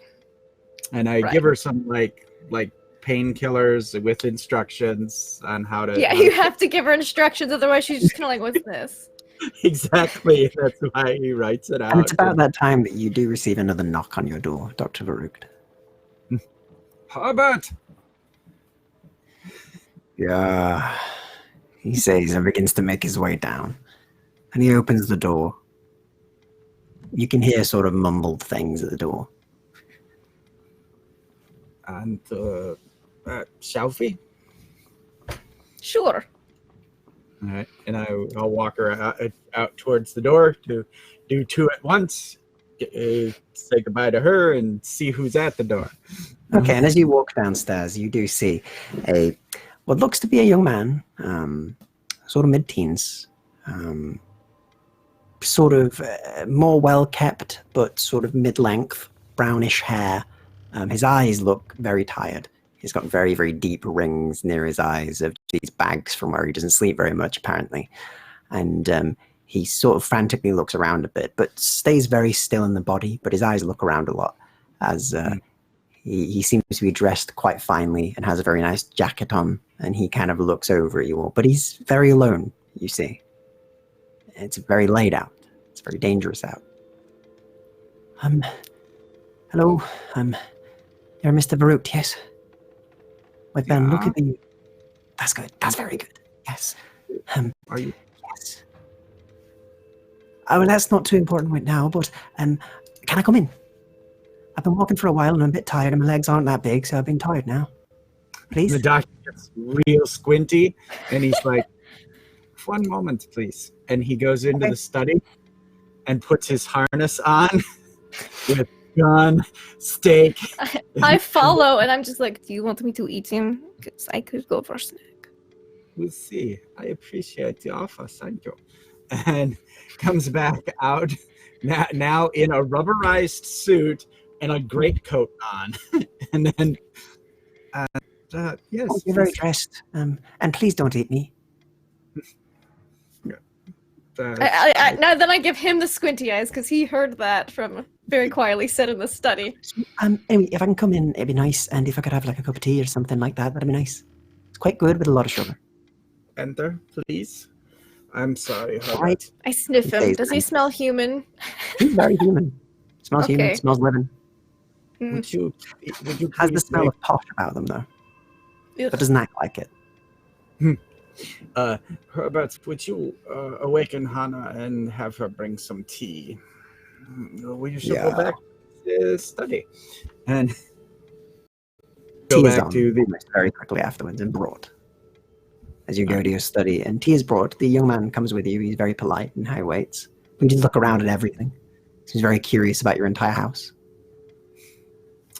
So, Oh, it's just a pretty big house for just you.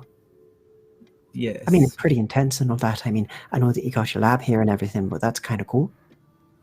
Why are you here, and what do you want? Oh, I'm visiting. I can't remember why I came. It'll come to me. All right. Well, then we shall wait. It's very important. I remember that. Doctor very patiently folds his arms, like not with hands out, but hands on weapons underneath his arms. Like, You won't need those, he says as he sort of, the tea's delivered, and he takes his cup and starts to sip it, but you see him put sugar cube in and then just keep adding sugar cubes. There's like 8 in there at the end. It's more sugar cube than tea. and I guess at some point, Dr. Varukta looked at Magdelena and he won't say anything, but he looks at her like, "Do you have time, for this?" And I'm gonna try and make eye contact with this fellow as he's drinking his sugar-infused tea, and I'm going to say, think very hard. Try to remember why you came here, who sent you, and I'm gonna try to get in his brain, see if that Sure, you do jogs that check, something. please. Yes, please. I can do that. Because if it's something mind influencing, that might be able to override it potentially, is what she's thinking. 22. Oh, that tickles. It's quite familiar. Oh, I miss. and I miss give him a Alucard. look. He says as he takes another sip. Anyway, Have I heard that name before? Just out of curiosity. give me a very quick history check. Okay. All right, sure. Can do. I do know it's my papa's name spelled backwards. You know that I'm it's gonna your use this- papa's name spelled backwards. You'd know Yeah. it because you spelled your papa's name forward, backwards, middle ways, split up a bit, in different letters, anagrams, everything. You found many Yes, names. I have every possible one. So I'm like, my papa did this to you, maybe? She looks at them and she kind of just like taps the brain, like gives You him got the look something like, on your head? no, but my chicken boy does, and I need to get him home and see my Right, papa. yeah, of course. You need to get home and see your papa, yes.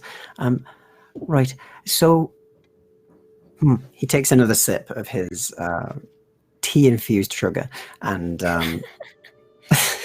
sits back again and sort of takes a bit of a tart that's been put down and takes a bite out of that and puts it down. Oh, yes, that's what I'm here for. Okay. So I'm not meant to be out. I'm not meant to be out at all. In fact, I'm pretty grounded, and I mean grounded. I'm not really grounded. I'm not really kept anywhere, but by that I mean that I'm kept. I don't even know if kept is the correct word. I'll have to think about the words later, but I'm not really good at this thing talking usually. So the point is, I'm here to tell you something. It was important. Out I kept with it. thinking- Just tell us. I'll get out with it eventually. Meanwhile, across the city, back over with Tillie and Delilah. Two of you, the show has been brilliant. It has now ended. There is an applause until everybody goes back behind the stage.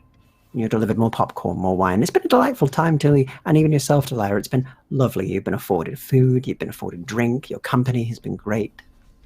It's been lovely. Yes. Yep. Absolutely. I'll fix up my hair before we have to leave the booth because, gotta make sure it's You perfect. can do so. And Ned does as well. He's kind of like, that was delightful. Quite like the ballet. Got to say. Don't forget to button up, love. She gives Right, him a little yes. screw. And he puts up. And yeah, she'll make sure he looks really good as well, and we'll get up and smooth out her skirts, make sure she looks perfect. She has occasionally spied at Tillie during like the intermission periods. Intermissions, yes. Tillie, you've had a lovely date, which has been mostly uninterrupted by the flash of very weird little binoculars that keep popping up. They haven't popped up much, in fact. You've had a delightful time. It's been lovely. Okay, that's quite nice. Yeah, she'll turn to Mr. Gilmore. So I lied about powdering my nose. Oh, heavens. I'd have never known. I'm No, shocked I didn't think you surprised would. that's not I- what that means when they say that. Probably rather naive, a gentleman. So I Probably, I lied to you, and I'm coming I'm clean. known for my naivety. Yes, the devil is. Keep calling me that. I will keep calling you that, Lucifer.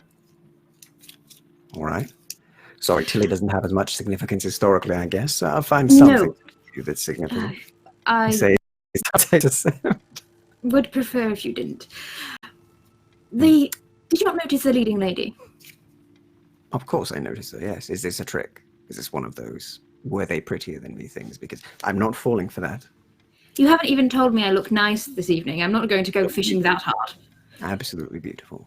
Gorgeous, in fact. Radiant, almost, I'd say, if I didn't dislike that so much. So I'll stick with beautiful. Don't overdo it. Anyway, so the leading celebrity is Marie Holly Bennett, and she taps the paper. However, Yes. the lady on stage was not Marie Holly Bennett. It was Annette Leville. Oh, She was a star 2 years ago. I don't know why I know this. My brain does this sometimes. Where I know remembers things. I know this. I remember everything. But this anyway. And apparently, Holly Bennett is sick. I don't think that's. I don't What a think big that's show night. How dreadful. I know, and even I know ballot is fiercely competitive, and missing such a night would be disastrous for one's career. Well, I Even mean, if out they of are. my own knowledge, not of ballet, though it's interesting enough, but of this person, I would say they're not usually the kind to be ill or to even miss it when ill. So when they were younger, when they were only around 12, I believe, they were to have a show, they broke their leg, they still performed beautifully. They broke their leg and they still performed. This sickness must be So I've very heard. dreadful. I think they said something about, Lady Bonclair.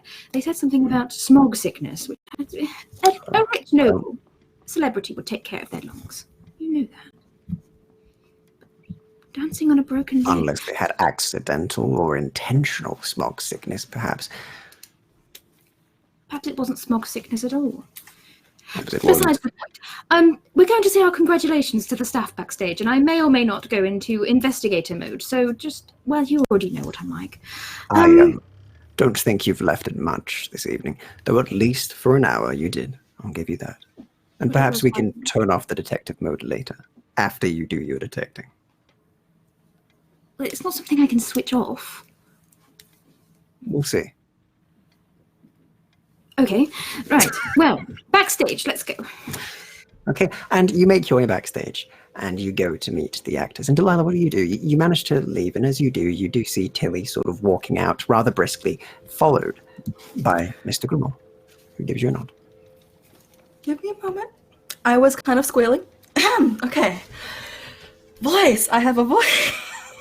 Sorry, I fangirl really hard over the ship. Okay. Anyways, so yes, I see you. They're not approving, Miss Fairchild. Now, so Delilah has her usual thing of, she and Ned, especially because they're nobles and stuff, they're supposed to, at least pay the actors or the dancers a visit along with, the customary gifts. Be like, yes, we're rich, we're gracious. Here's some of our rich and graciousness. Hello. So she's got to do the obligatory thing. So she'll be doing. Yeah, she has to go backstage and with Ned in tow, of course. Do their art patron things.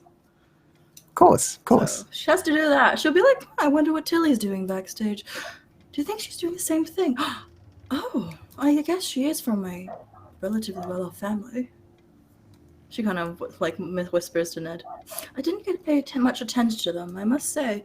You're much more distracting than I anticipated you'd be. It has been a while since the whole mirror incident, so that makes sense. I, for one, am happy with being distracted. The show sounded great. I'm sure it did. I wasn't really paying attention to that though. Neither was I. Still, we must figure out the right words to rehearse. Delightful Hello. is one of them. Hello. Yes, it's a good start, my love.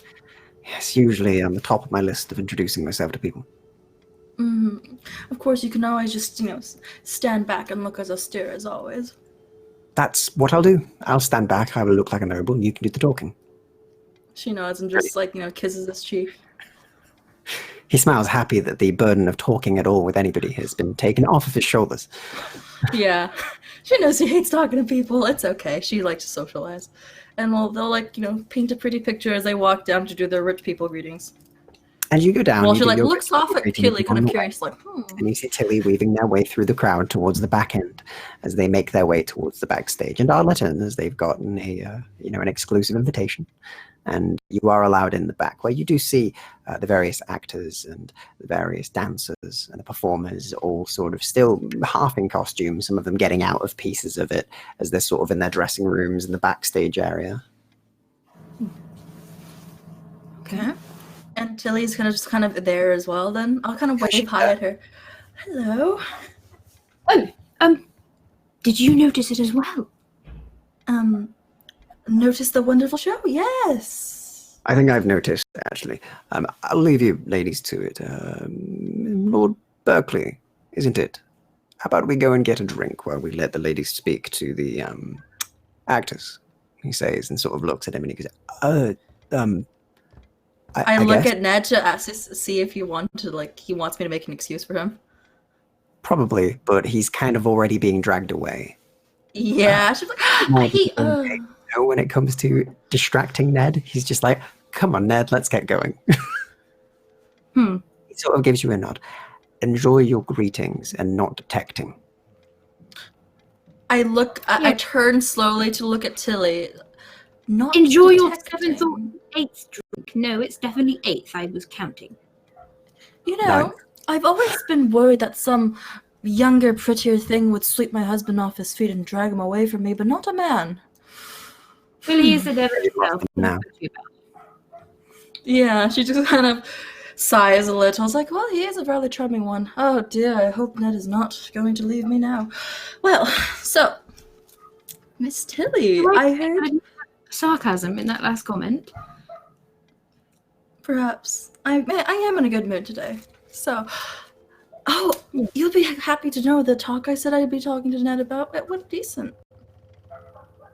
Was that the one where he looked scared for his life and would rather hurl himself over the balcony before? That one? Oh, please don't exaggerate. It wasn't that bad. I'm not that scary, am I? I don't think it was you. I think it was the topic. That is true. Ned really hates confrontation. Yes. Regardless, this is a different distraction altogether. So, the leading lady, Marie Holly Bennett, is not actually present tonight. It was Annette Leville standing in. I know. And apparently, Marie Holly Bennett... Scandalous. It is scandalous, but I'm keeping this rather quiet because Marie Holly Bennett has performed on a broken leg before. That's how dedicated she is. Yes. I think there's fishy going on. Let's go and investigate because I can't go a night without working. Yeah, so I, as a bit of because Delilah works very closely with the artsy community, as she is very that kind of inclined. Does it would she know this? The whole that's a lot of... Yeah, you know about stand-ins.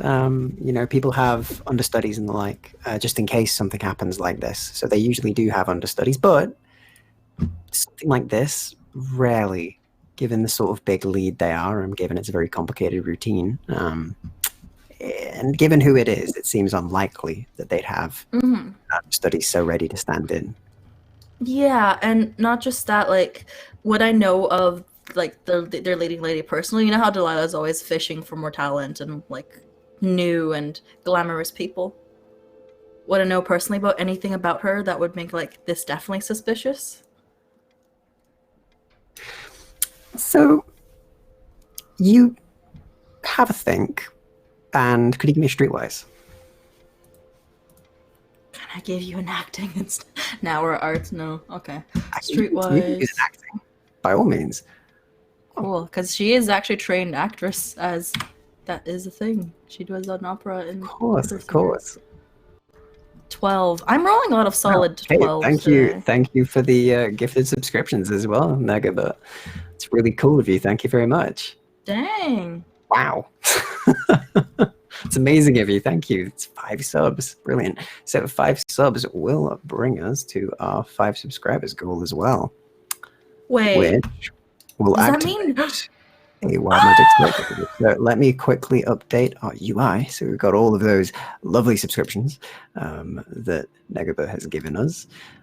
As soon as I click on the right screen, because I'm good at this. Brilliant stuff. So we will get our Wild Magic Surge. So let's have a look. Wild Magic. Is that the one that I do? It would be this time that I forget the command. There we go. I got it pulled up. Thank you very much. So, could Miss Fairchild, Ooh, give yeah. me the roll, please. So that will be a roll of a D10,000, please. Okay. How do I put that into Fantasy Grounds, and how many zeros is that? So it is Oh, thank you. slash It's up in chat. die, and then 10,000. Thank you. Brilliant stuff. Thank you. Thank you, Lindy. 6,816. All right, so that will be 6,816. Oh boy. Let's have a look. See how we need to edit this. Okay, that's an interesting one. So, as you're in the back, Miss Fairchild, you had a very important arrangement this evening that you'd forgotten about.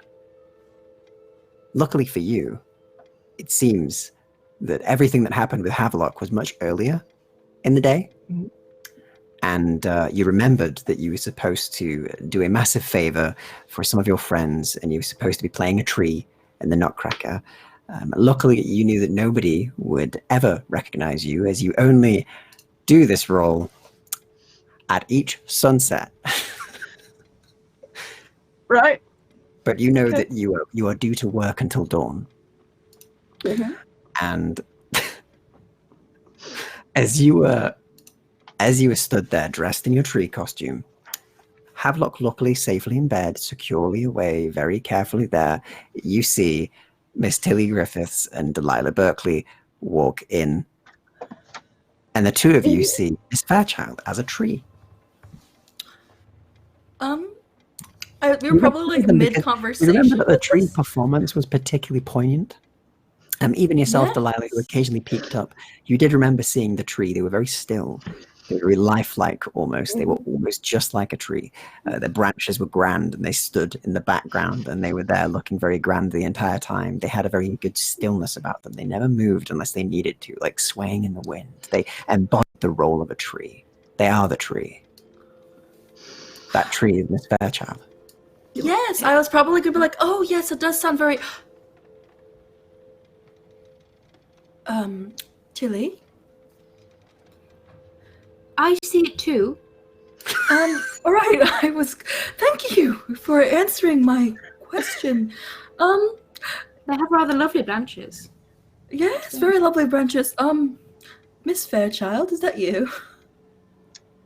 Unfortunately, I wasn't aware that this was the ballet you were attending. Although now that I come to think of it, I don't actually know of any other ballet. Yes, hello, Lady Berkeley and Miss Should we Griffith. leave you alone, Miss Fairchild? Yes. All right. There's no chance of us just never mentioning this again, is there? You have some rather interesting hobbies.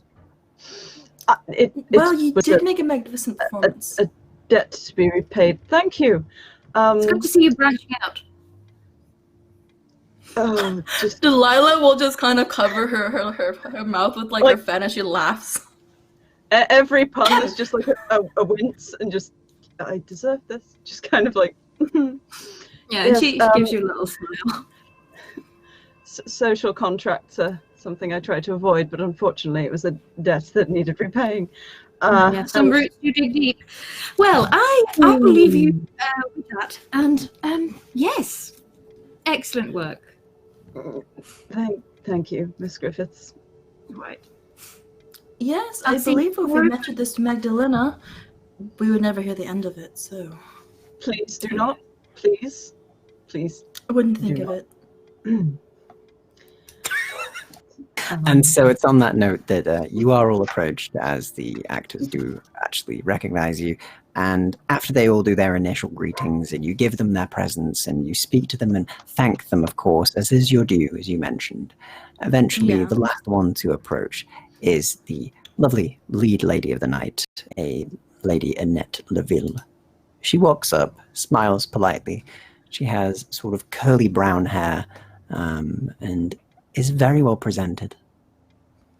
Ah, Good Miss Leville. evening. I hope you enjoyed the show. Yes, Very it much was so. very well done. Good. I'll hand her over the little bouquet that's usually meant for the leading lady. You know, I always have to have one. Thank you so much. That is amazing. These are beautiful. Yes, you deserved it. Were you Exactly. called in rather last minute, Miss Laverne? I know Yes, your unfortunately schedule's so. rather busy. How long It did you is- have? I was here. I was supposed to be playing a different role, but the leading lady did not show up, and I have been her understudy, so I stepped in when I needed to. Oh, I hope the see. show is good. I know many people are excited to see Marie. Yes. Well, you are a remarkable likeness of her, so you did rather well. Keeping this between us, I might have some business with Miss Oh, Bonnet. Yes. I see. I was wondering. Unfortunately, I have not got her address. Would you perhaps happen to know where she lives? Oh, well, I'm not meant to give this. And I am not meant to speak about, of course, the reason she is not in. She says, she sort of looks at her nails a bit. Yes, the sickness. Yes, oh, the dreadful, dreadful smog sickness. Oh, how her lungs will suffer inside of her manor house with her lovely windows with seals and her gold filters on her stupid respirator. Yes, 'cause these things do break. Although now that she says that, she kind She of takes looks out at a her cigarette and lights it. a little bit more closely. Does she have a rather pale complexion, this lady? She does have quite a pale complexion, yes. When she talks, does she have really sharp teeth? No, she doesn't.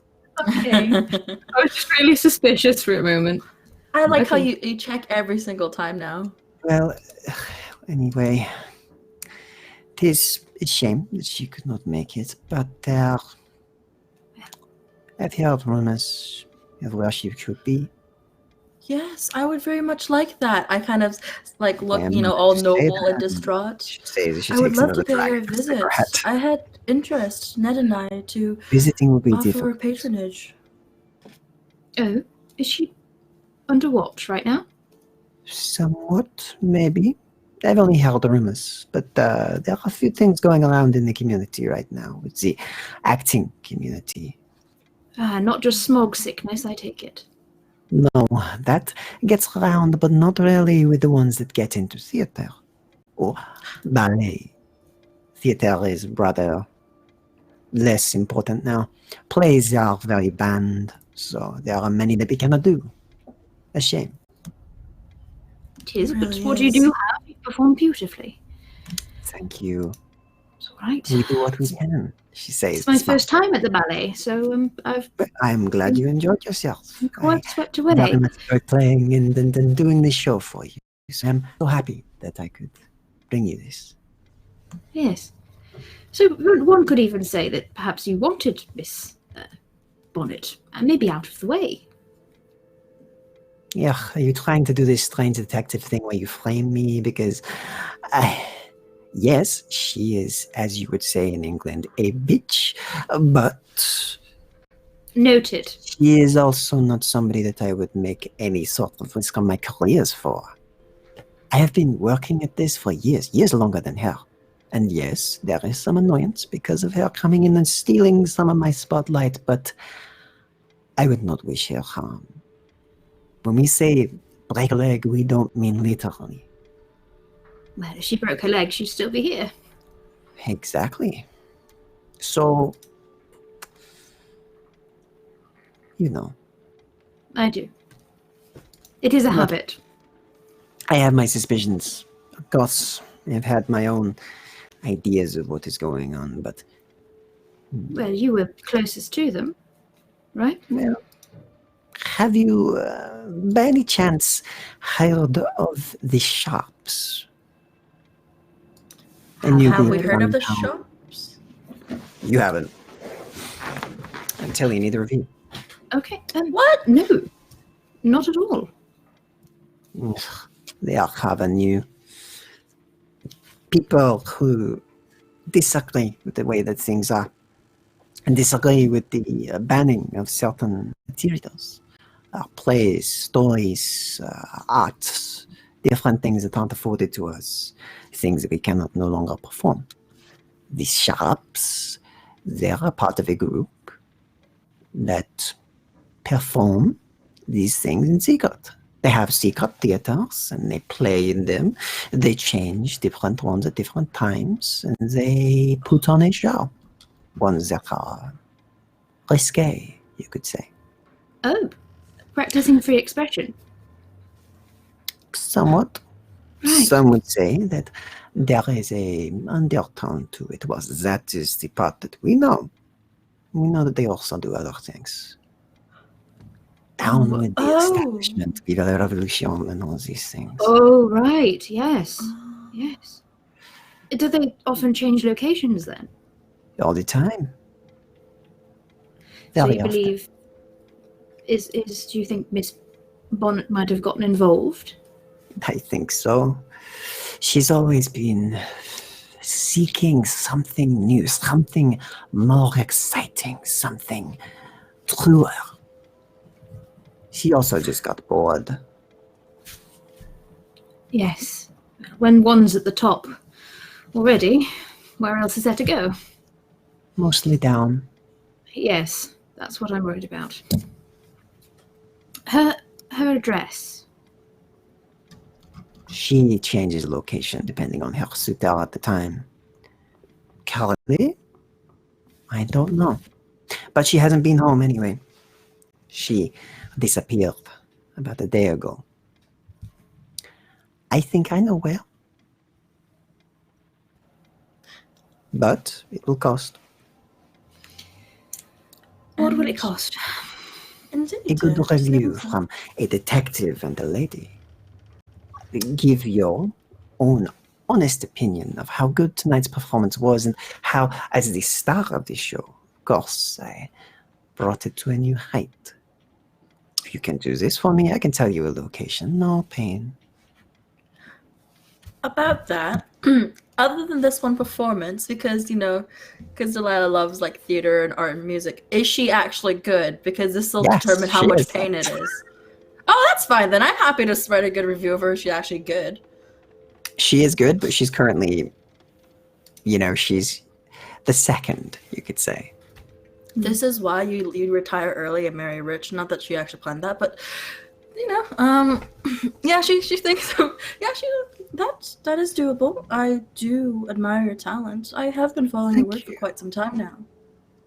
Well, as I said, honest review. That is all I want. But if you agree, I can tell you. No, I don't know where she is right now, but I have heard that there may be a show going on soon. I have heard perhaps tomorrow night, early in the evening, around 8 o'clock when it gets darker. There is a theatre in the lower city, Old London. It's, ironically enough, the Britannia. It's on the High Street in Hoxton. You'll find it. Old place, not really used anymore. Old London theatres, they are disused, usually just full of rats. Or worse. But, from what I hear, they are to perform a show there. I cannot say what, I don't know. But I've heard the shops approach a lot of younger and more influenceable types. If you wish to find her, I would attend the show. The only thing you need to get in is the knowledge of it. Are you yourself attending? Yeah, I would, but I don't want to have to watch something that Marie is headlining. That is very There are fair. better things to do. One last question, and then I'll let you get on with. Well, there is quite a line behind us. You really did do a good job. I have to agree to my admirers, but I'm Do happy. you really? Do you believe she's in danger? Yes. The Sharps, they have taken people before and they haven't came back. They have hit rock bottom, you could say. So, what sort of people? Anyone or Actors, and performers, as far as I know. I don't really mingle with other types. Not as often. And I don't speak as openly. well, we'll keep this between us. We will. I'll look at Miss Bird. She says, Yes. and moves past you as she goes to go and greet her admirers. We'll probably stand next to the tree then, because like Miss Fairchild is like perfect tree. She has heard everything. Yes. Yeah, I'll kind of like, link arms with Tillie and very elegantly drag her over to towards where Miss Fairchild is, to kind of be in the corner and kind of chat idly just a bit as, she's greeting. I must admit, the American man really does like the idea of free thought and revolution. That word itself, it's so beautiful. But I do agree it's not a good idea. It does sound quite dangerous. What do you think, free though, thought Tillie? is- Are you going to go? Drat, it's New Year's, and I have. I have a party that night with Ned, and he hates hosting, at least not without me. Yes, well, yes, I think I will. There's. I really shouldn't. But yes, I will. I will go. Everything in the city is rather strange, and it could be connected to what. Anything at all. So yes, if you don't mind, I will skip out on the party. I understand. It is at do you 8 think- o'clock. You do have time to go. My You can leave entire now. party starts from 5 o'clock till midnight. Of course it does. You can dip out for a couple. And leave Actually, Like Ned underground to go talk to theater, people. freedom of thought. It is very appealing to my Americanness. I'm like, oh, I don't know the American anthem, but it's playing in my head right now. Well, Miss her head Fairchild. anyway. Miss Fairchild. Yes. Good. Are you free tomorrow? Yes, I have no previous appointments, as far as I know. Got a night Would off of being a tree. Yeah. Would you come to a theatre play with me? Do I have to be in this one? No, certainly not. Certainly. I'm so very tempted, especially now that Miss Fairchild and Tillie is going. Well, she's just kind of clutching at her fan like, oh. But hosting. Well, it's up to you. But the eagle is flying. Miss Berkeley, but really, Lower London, you've been there around there rather a lot lately, and I may be keeping away from that would do you well. Especially since, Mickey's out now. Delilah just kind of goes, about that. What? I may or may not have kicked him out yet. That will change soon, though. It will change very soon. I've had a talk with Ned. Do you actually want me to arrest him or not? I would. It's complicated. I would like to. I would like to see him go home. I don't want to see him here. Honestly, I wouldn't be here if not for Ned. She fans herself like, freedom. Right. Well, we'll have to talk about this more later. But okay. Excellent. I'll see you tomorrow. It starts at 8 o'clock. Right. Where exactly am I meeting you? How about you guys go to my party for a bit, and then you can disappear off the back? That sounds great. Yes, of course. Miss Fairchild, don't forget, I would love to see your son again. Oh, he's so Yes. adorable, and I think that he and my Teddy will get along so very well. Havelock has expressed an interest in seeing your son again. I think it would be good for him.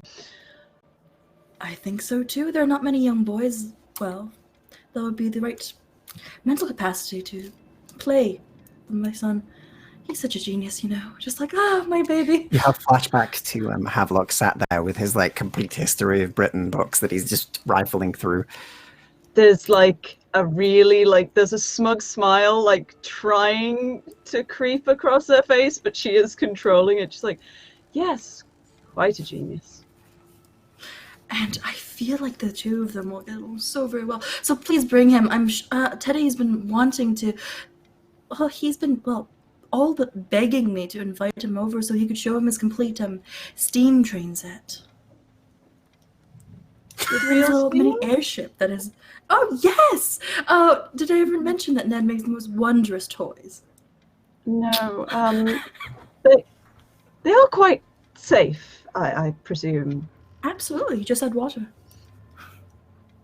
Until it boils and becomes steam. You think the children can't reach it? Do not worry. There's many safety precautions. And Do you it's think about this my time that you husband begin would to get let us ushered sign? out as they're done with their meet and greet, and the actors and the rest of the dancers and the like all begin to sort of shuffle you out as the barristers and like all begin to kind of get you out. As the ushers are just like, "It's time to go. Sorry, milady." Oh, that is fine. Close up. Is Miss Sorry. Fairchild still like tree form being like nudged out? Yeah, you can just slip the tree off. Trying to like, Yes, I'm here. possibly. Thank you. She'll It's get as it you off. try and help that you find it stuck. Oh dear. Naturally. Just how like thick at the is top it? of her nose. How thick is the tree material? Maybe we should not think about destroying this set. Well, we can't It just is a leave very expensive tree costume. Miss. Well, I would call her Fairchild at this point, but You know that if Fairchild. you know that you'll have it. At least the costuming expert who put you in this in the first place will be back in the morning at the crack of dawn in order to take the costume back if need be. Due to the wild magic surge, you cannot remove your tree costume until dawn. shall we just lay you down somewhere so you can sleep? I'm sure I will find my way. I'm just imagining like a tree hole that's just moved this far up. If you can just lead me to one of the dressing rooms, I'm sure I can just wait until dawn. I'm quite adept at waiting. Right. Luckily, Eat Miss Fairchild, like it's quite a maneuverable tree costume. Ah. Do you want me to go and check on your? He has gone to bed. I'm sure he's fine, but I would appreciate it, Miss Griffiths, Yes, if you could just. yes, I will. Speaking of which, Tillie, What? you know this was coming. As they're kind of like helping like Miss Fairchild put everything putting Miss Fairchild in place. How did your date go? I can tell it ended not great as you're still here and not in your room or his. But Well, I lied to him, and he called me very pretty, and I called him a drunkard. I think it that went well. sounds wonderful. I think so too. Yes, great, fantastic. Never better. Soon as I'm lying down, Miss Fairchild was just going to go into a death trance and wait until dawn. Yeah, I kind of stare Why at is it I good? stare at her as Tillie's speaking to me. It's like, how very peculiar. She's Very just light. Meanwhile, across the city, Dr. and Magdelena, you have a strange boy in your room, in the Magdalena's psychology rapidly- room in the lounge, who sat on a chair sipping his She's sugar rapidly infused losing tea. patience. She's just like, Oh wait, no, I've lost it again. Oh wait, that was it. He says. He kind of looks at you all. Oh, I've come here to speak to you. I've been hearing things in the night, sometimes in the day, sometimes both seem the same. But I've been hearing things, and they are important, and they relate to you, Yeah, what and a lot of things are you strange hearing? things that all seem to think the same, yet all individual. Like a lot of people thinking the same, but all thinking they're individual. Does that make sense? yes. That's it. So I've been having dreams or something like that, I think, or I guess, I don't know, whatever's more believable. And I've been having thoughts, and they all seem to think similar. But, Do they have faces? well, I think so. Most people have faces. Most people do. Exactly. But I think they have faces. Not all people. Says the young All man right. as he sort of sips his mostly sugar tea Hmm. again. But anyway, the point is, you're in danger. Yeah, I think maybe you should, for your own safety, stay here. Oh no, I'll be fine.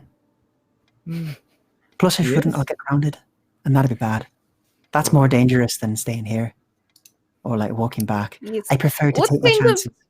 thoughts are these things having pertaining to Mr. Verrucht? No, like, and myself? or mostly, yes. There's some thoughts about Mr. Verrucht. Apparently, he's not very individual thinking or something. Apparently, he's a part of the establishment, and they want to smash the establishment.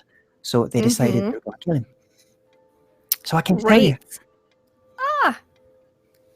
Any other thoughts about any other people? Like a few. Probably not important. Anything Yes, about the Magdelena or the I think I heard that or name, yes. Dracula or But I think Miss the doctor was Fairchild? first. Okay. What about the Miss Delilah Berkeley or a Tillie Griffiths They do ring a bell. or Fairchild? They do ring a bell, yes. I mean, What I think about the that's Cooper? kind of their crew. I think the first part of their crew is a Doctor Verrucht because apparently he's important to kill. And then after that, it was supposedly somebody who begins with love. And then it was something to do with, I forget the next bit, but it was very important. Very big as well. They had big plans, but I don't quite know them all. Didn't get a good enough look. Dream. So, who is it who will be grounding you if you don't come home? My keeper, he says after thinking about what to say for about 10 seconds. Point And, is, I meant to not be leaving my room, but I have. And then I walked all the way across London and went to Lower London and then all the way across here to you. And now I'm here and now I'm drinking tea. And I'm not meant to have sugar before bed, apparently, but I'm having it. Yes. So, maybe... I'm also not maybe supposed to deliver cryptic threats. That's apparently bad and apparently rude. I'm sorry. we Oh, will, no, this is fine. Let's take you to your keeper then. No, it's fine. I can make my way back. Yes. Besides, we will you might be stabbed. That's not good. We will escort you to your keeper. So the stabby kind of murder people. I don't know. I mean, they like that. But maybe burning, maybe hanging, stuff like that. Ah, see. You know, the usual. Magdalena thinks It's she's like, work for you. impaling is pretty usual. Oh, At exactly. least back in home country. Still, I'll be fine. I can make my way back. And the doctor does that. He just makes that grump face and just... Fine. If you have to take me. I've got to go to the... Yeah. He just mumbles where he's got to go and doesn't actually. And that's fine because the doctor plans on just leading wherever he follows. He's convinced. The doctor is convinced that the boy is possessed or some other parapsychology such nonsense has overtaken his mind. So we will follow him back to the cult. And the doctor looks at Magdalena and is like, 1 moment and I will be ready. And the doctor goes and he gets his 2 bags and then he takes the Tommy gun and puts it on the shoulder strap again, hiding it underneath his coat. Like, back to war, here we go. Perhaps you should get hat if people are trying to kill you. Hat is very good disguise.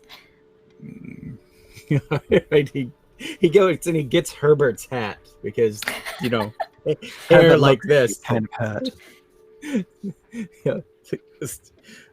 If you lose hat, I will be very annoyed.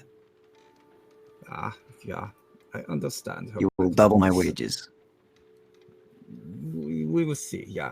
Or get you a You good have very hat. demanding servants. So, Very good Yeah. hat. Has seen me through many years, through many troubles, through many marriages. Where are you from? Not important. Have a lovely evening. Keep my head safe. and if I knew where it was, I'd go get it. I have a perfect German hat. But all right.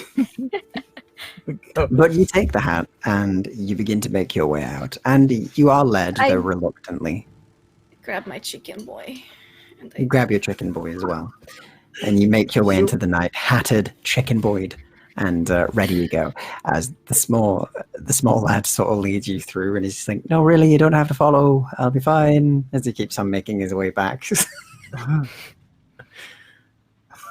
We're bringing chicken boy. Oh my god! Seriously, it's okay. fine. You don't have to. I've He got to keeps go. on saying as he keeps on walking, and you're with him still. And you pass into Upper London, and he's still like, "No, but really, please." Stick to him like glue. I think Magdelena will split from Dr. Varuk to put Chicken Boy home and see how Papa is doing. And we'll leave you there for now. But Varuk, you continue to follow the strange boy home. And eventually he leads you to a very large gate and what looks to be a massive fence around a very massive estate. An estate you recognize, this very known estate, one of the leading noble families in London at this time, as you see the Dunmeyer estate. Okay. So Now we live around this know? area, I think. Does Varuk know the people? I mean, You don't know them personally at all. You've Okay. never really spoken to them, but you do know of Lady Faye Dunmeyer at the very least, the current head of the family, who was Yep. apparently on an expedition to York, but has just returned, which is in itself a very mysterious thing. Okay. Nobody's really left the metropolis and lived to tell the tale. So, are you a Dunmeyer then? Not really. I'm sort of like a guest, I guess, for now. I see. Like a ward. Okay. If you think that you will be safe here, then Oh, I'm I very will safe take my here. leave. Like I said, I'll just be very grounded. If they know, Good. but it's fine, I'll make sure they don't. Good luck, and thank you very much for your No problem. warning. I'll see you soon. I'm sure. And he clicks his heels and bows. Oh, and Doctor, Adam wasn't your fault. Okay, the doctor is overwhelmed emotionally at And he that turns point. and begins to leave. Yeah, and Doctor will crack his neck and recompose himself, and then proceed to use his sneaky ability to just vanish. When the separating, shadow. Magdalena definitely would have told him, "Don't get stabbed 30 times, have fun." Yeah, exactly. And so the doctor is not heading home. He's heading to Magdalena's at this point. Good choice, Doctor, as you don't get stabbed 30 times and you arrive instead at Magdalena's home. And you're outside of the home, and inside Magdalena, you've put Chicken Boy to bed, and you're very quickly followed by Varuk, as he's made his way towards your area as well. And only after you've settled Chicken Boy down finally do you then hear Varuk at the door. Ugh. Right, okay. And I go to the door to try to beat Irene to the door. And you do. Okay. She's yeah, already she's there, but she checking. seems very uninterested in opening it. Okay, I will open the door and I'll be like, "Oh yes, Chicken Boy's doctor, please come in." It's you again. Thank you. She says. I was hoping for more food. Welcome. And How are you steps today? in. Are you well? Are you living? Yay, immortality. I'll be in my room, she says, and Irene disappears almost as much. As you look one moment, she's gone the next. Ugh. And you hear the door shut upstairs. But it's yes, very pleasant. It is the Dunmeyers. She's always like that. She's very, very pleasant. Maybe we will talk about her some afternoon. But it is the Dunmeyers that is the epicenter of this cult. Cult? Oh, with the The- faceless people, It's the just in the thoughts. stabbing, Yes, and it is the many stabs. Hmm. All right. Well, I still I have to check. I put Cooper in bed, so I must now check on my papa. If it would be okay with you, I will stay and keep an eye on Cooper for you, Yes. and that way I don't go home. Yes, you might get stabbed 30 times or so. They didn't count exactly, but if you do, I will make sure to count for you so that I will know how many times you were stabbed. I would appreciate it. Thank you. But yes, And you can he'll- check on Cooper. You might not want to leave. Jump now, and you just being like 1, 2, Doctor, it's 29.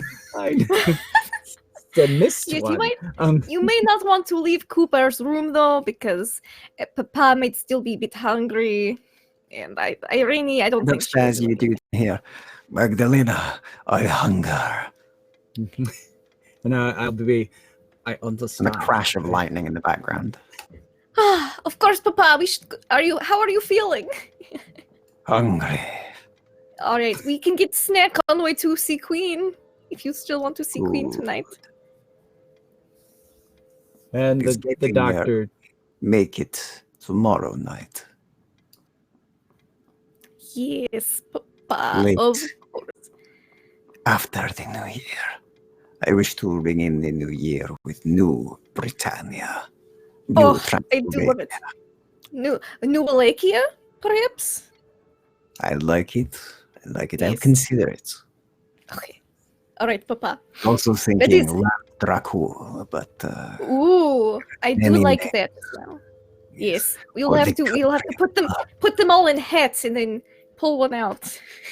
yes. He says and seems to consider it before I- leaving again as he vanishes. And I do kind of like look like pull a curtain back of like a portrait, and it says like it's got like the title. There's like a title missing for their new country name on like the document being signed, but it's definitely her father. So close. And the doctor does indeed take steps versus vampire intrusion as he gets into the room. Yeah, and if you hear screaming, you should probably just stay in your room. I'm going to get some dinner. Yeah. Good luck. Thank you. And I go get some food for me and You Papa. can go and get some food for you and Papa, and I'll leave you there for now with that. As Doctor, meanwhile, you treat Chicken Boy, and you have in your mind the entire time the strangeness of what's going on, the words that they said, how they could know to say that, how they would know about that. You've not said that name in years. Yeah, he's definitely combing his parapsychology knowledge and such, thinking back to times when he was in Tibet and things where the whole astral projection and hypnosis and breathing. And So as you kind of- consider psychology and hypnosis, could you give me a very good parapsychology roll, please? Sure.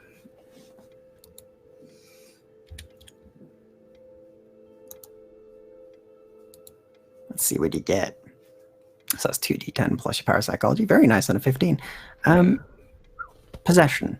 Something that you've heard about before, but usually possessions don't know your thoughts. You think about vampires.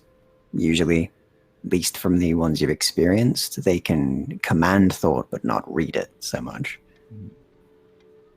They can charm and beguile and make people do what they want, but not read things. The only thing you've heard similar to it is one that you do recall. There was some experiments being done back in the Reclamation again. It wasn't one of your experiments, it was a side one. But you know that some people were trying to induce psychic latent abilities within people through very heavy and very intrusive surgeries and treatments. Almost all of them that you had ever witnessed horribly went wrong. Either they would gain some latent ability, but they had no control of it, and they would incinerate themselves, or worse. And you've seen some very nasty results from it. Rare and very difficult, and for every 10 to 20 that just die or have severe issues after the fact of the treatment, there's maybe one that works. And even then, doesn't work correctly. They always end up having issues. And he But takes maybe this note. could be some sort of psychic thing. That's where you've seen this before. At least the ability to read thoughts. There was one that had it. They used to use them as an interrogator in the Lovell Society. Yeah, he'll begin to document and take notes in his cipher, so that if his notes are ever taken by the Lovell Society, they won't know that he's he's onto them. Maybe. Yeah. But yeah, the definitely. He gets into his own head about trying to figure what he can do about them, whether it's drug them or do something for himself mentally to defend himself against it. A difficult question, and a difficult thing that you'll have to find out later. And I'll leave you there for now. As meanwhile, on the other side of the entire city, Miss Fairchild, Delilah, and Griffiths, you've all finished up at least your part in the backstage, and Miss Delilah and Tillie, you had made your way out, I believe, from the cast area, whilst Miss Fairchild, you're waiting for the next morning. Oh. As we're walking back, Delilah will kind of glance over at Tillie and kind of assess how in business mode she is.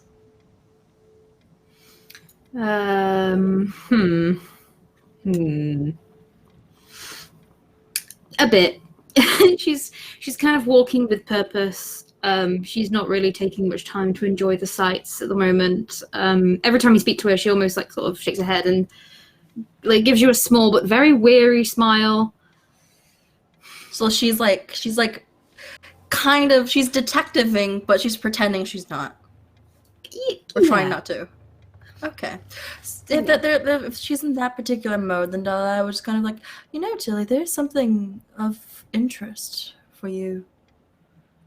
Though I'm not sure how much that would take away from your lovely date night. Even more so than now, anywho. What interest? You know how my husband has a wing and I have a wing, and we use it to our own, interests. He has his library, his lab, and then, of course, his private lab. I can only assume he meant his own private lab because I've not let anyone in that one. But apparently someone's disturbed his diagrams, left footprints in it. I thought there was something of interesting for you, anywho. I can't imagine anyone going in. It's locked. Only he or myself have the way to get in. It's not just a regular lock, you see. Is it like the one to the library? No, even far more complicated. That has a beautiful mind. Yes. Right. Well, that's quite interesting. Apparently a few of his diagrams have been slightly shifted. Ned would notice. He's very... The term OCD hasn't come up yet in this particular time. Meticulous? Neat. Meticulous, yes, that's a good word for it. Neat. Meticulous to the point of anxiety, I think. Oh. Right. Oh, well, if you have a footprint tread, if Ned is the meticulous type, maybe he took a print of it or something. Could have a look. Perhaps we should ask them. Assuming, of course, your date has not charmed my husband away by now. And you do find them both. They're in sort of the foyer area, and you do see that they do both have drinks, that they're mulling a whiskey each, and they seem to be chatting. And Ned seems to be surprisingly chatty. And then they see you, and they both nod. Yeah, I'll go over. I'll give Lucifer a polite, smile, and go in and kiss my husband again as usual. I see you two have been enjoying yourselves. Oh, yes, Ned is delightful company. Lord Berkeley, you done me an honor by having a few drinks. Thank you. I'll cover them, of course. Yeah, I smile at Ned. I not too much, I hope. 3 in the bed is quite crowded. No, nothing of the sort. Still, enjoy your evening. He takes a drink. Before you go off with your date, Lucifer, I do have a few, I believe, Tillie, did you have a few questions for my husband before we go off ours? I dread to have an evening on our own, away from Indeed. our unintentional chaperone. It would be quite improper. Lord Berkeley. Lord Berkeley. Your wife told Yes. me about a particular issue you had in a matter of misarrangement of your lab. Oh, yes, dreadful thing. Some of my papers were dreadfully moved, and at least by a few inches there was some dust out of place. That's not good. That's my dust corner. And there were other things that were strange. Some of my diagrams were moved, G7 and A3 and B3 as well. All of them shifted slightly. I know I keep them very neat. And A footprint tread. and a cup. I left a cup. It had tea in it. I put it on the side. It was there for a while. I don't know how long, but it was spilled. And I'd know if I spilled my tea. Yeah. Because I needed to clean it up, or I'd ask somebody to clean it up. Interesting, right. Do you have Right, do you leave it as it was? So Do you leave the area exactly the way it was, or did you clean it up? Yeah, I neatened it. Took pictures and then I neatened it. You took pictures? Yes, of course I did, yes. Dreadful. I needed to find out who disturbed it. It's my private lab. Nobody's allowed in there. Nobody but me. And of course, engineers or doctors of my own particular interests. But no one else. That's becoming quite a list. But if you ever want help looking at the pictures, and perhaps... Yes, but I am an investigator. Completely fine. Right. Of course. I thought the correct term was detective. They're interchangeable in some ways. I see. Well, regardless, yes, so those were an issue. My dust corner was disturbed, which was very disturbing, I must say. It's been a while. I expected more to be there. But yes, aside from that, most of it is fine. Most of it is left the same way, but there were boot prints. I don't wear boots. No. If I ever have a need, I don't hike or anything like that. Well, there's not really a lot of fresh air to go around, so... Exactly, so it's very bad. A little bit redundant. Okay, well, as I say, if you ever want help, perhaps finding out who the culprit is, I am on hand. Oh, I'd love to know. But you can't come in, which does make it. You have photos. Yes, but maybe, he says. Think about it, and perhaps do a fingerprints. Do you know how to take fingerprints? I'm sure you. Oh yes, I've already done that. Oh, you've done that too. Yes, there weren't any. Strange. Dratted thing. Right. Well, if you ever need help, and I assure you my discretion is top notch. So, I'll leave it at that. Mr. Grimore? Yes, he says, and sort of finishes his whiskey and puts it down. We shall, he says. I know a few delightful places we can check, and I will walk you home, of course. Right. Oh, I won't be going home. But I will. I need to pick up Gabriel. Oh, I was going to say rather forward of you, but very well. You've been making rather strange comments all night. Yes, I do that, he says, and sort of looks at you. Very well, we'll go and pick up Gabriel, and we will walk them home. Yes. Is that acceptable, Miss Griffiths? Yes, we're going to Miss Fairchild's place. Right. Very well, he says and nods. I'll take you there then. We'll take your dog and yourself there. I have a few places to show you first, though. Come, let's go. All right. She Trust me, you'll enjoy. Is it another crime scene? Because I'm getting rather overloaded today. No, it's not a crime scene. Right, okay. It's much more pleasant. Well, yes, I suppose a normal person would say, yes, of course, yes. Good answer. He smiles a bit. No, we're going to get food, Miss Tillie. I'm very hungry. The popcorn not doing it for you? No, not quite, he says, and the both of you leave into the night. Delilah, you're left with Ned, who slightly drunkenly will come home with you. And as you all return home, aside from you, Miss Fairchild, who in the morning, by the way, as sunlight comes up and as you see the sun rising on the horizon slightly because the clouds just are a bit more orange than usual, finally your costumer comes in and goes, "Oh, it's the morning. I should get that off you." As they come out of a side room and they unclip the back clips of the tree costume, and it just opens. Get up, turn round. We're even. Yes. Never playing cards with you again. And just like find her canes and be like, let me leave the scene of this indignity. And you begin to hobble and say, "I'll see you Thursday." And you make your way out. Doesn't pay any attention. She's just going home. And as you're heading home, and as you're all finally rounding up, we'll call it there for today. So we'll go around and we'll get your favorite moment for the day, and also let us know who you are, where we can find you. And yeah, we will also, can you give me your corruption level as well and what your corruption is for this one, as that'll become important very soon. So we'll go the opposite way as usual. So we'll go with Miss Fairchild. Hello, I am Shakespeare. My favorite bit was, why am I always a tree? This is the second time I've been a tree. Like, it's destiny now. I'm just tree-like.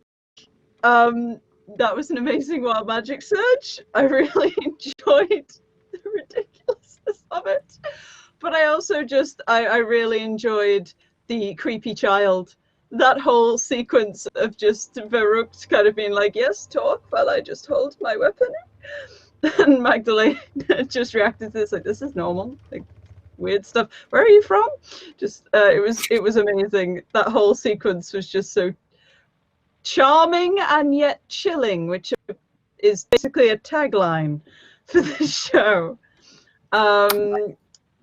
Yes, I'm Shakespeare. You can find me on Twitter and Instagram at Shakespeare. I am in one other game, which is on Tuesday nights over on Hollow's channel, which is the fabulous Mistborn. It's pirates. It's wonderful. It's very maddening. I'm a fish. We are fish. Fishes and trees. I don't know why I keep getting turned into things.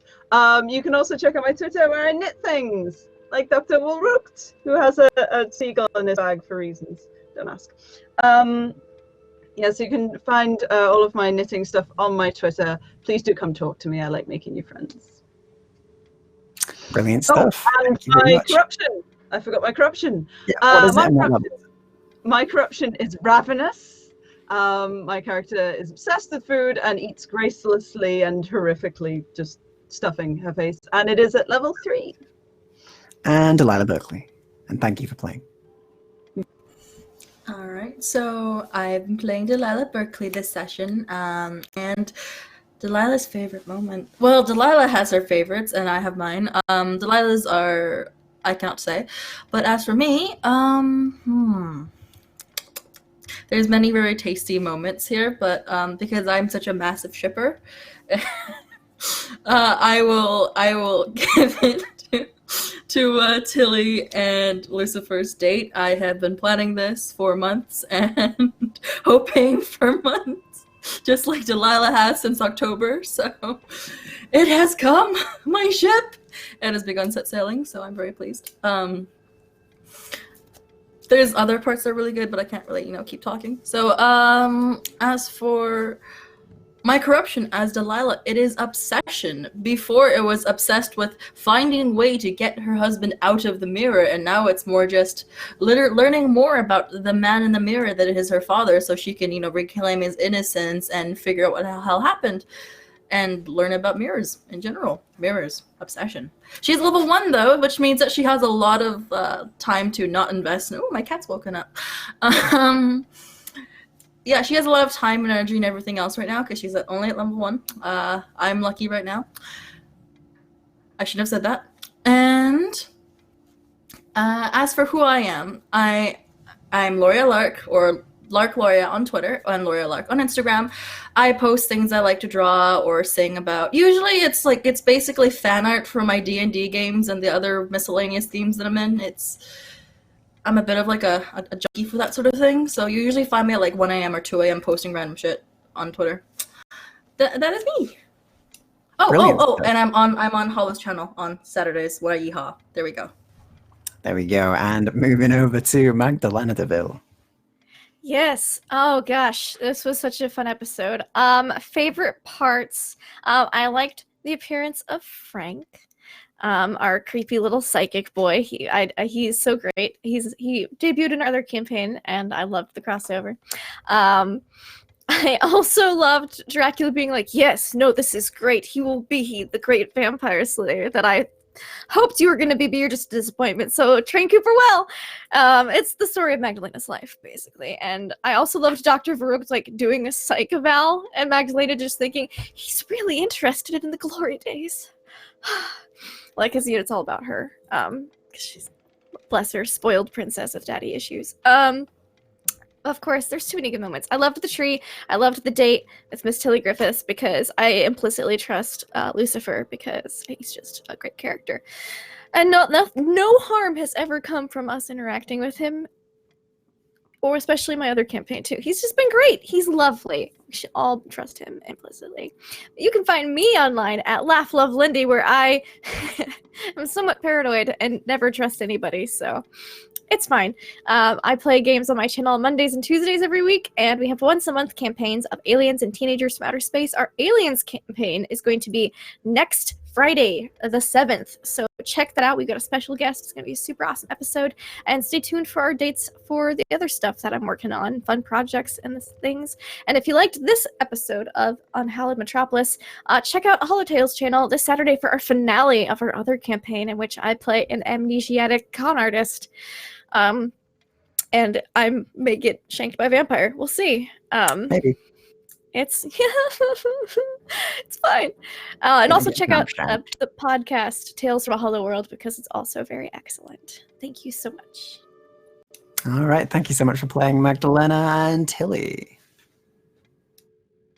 There we go. Hello. I've been playing Tillie Griffiths. I'm Humboldt06 on Twitter. Right, favourite moment. I did like the date. As embarrassing as it was, it's always good to call out the devil on drinking and not paying attention to you, etc., etc.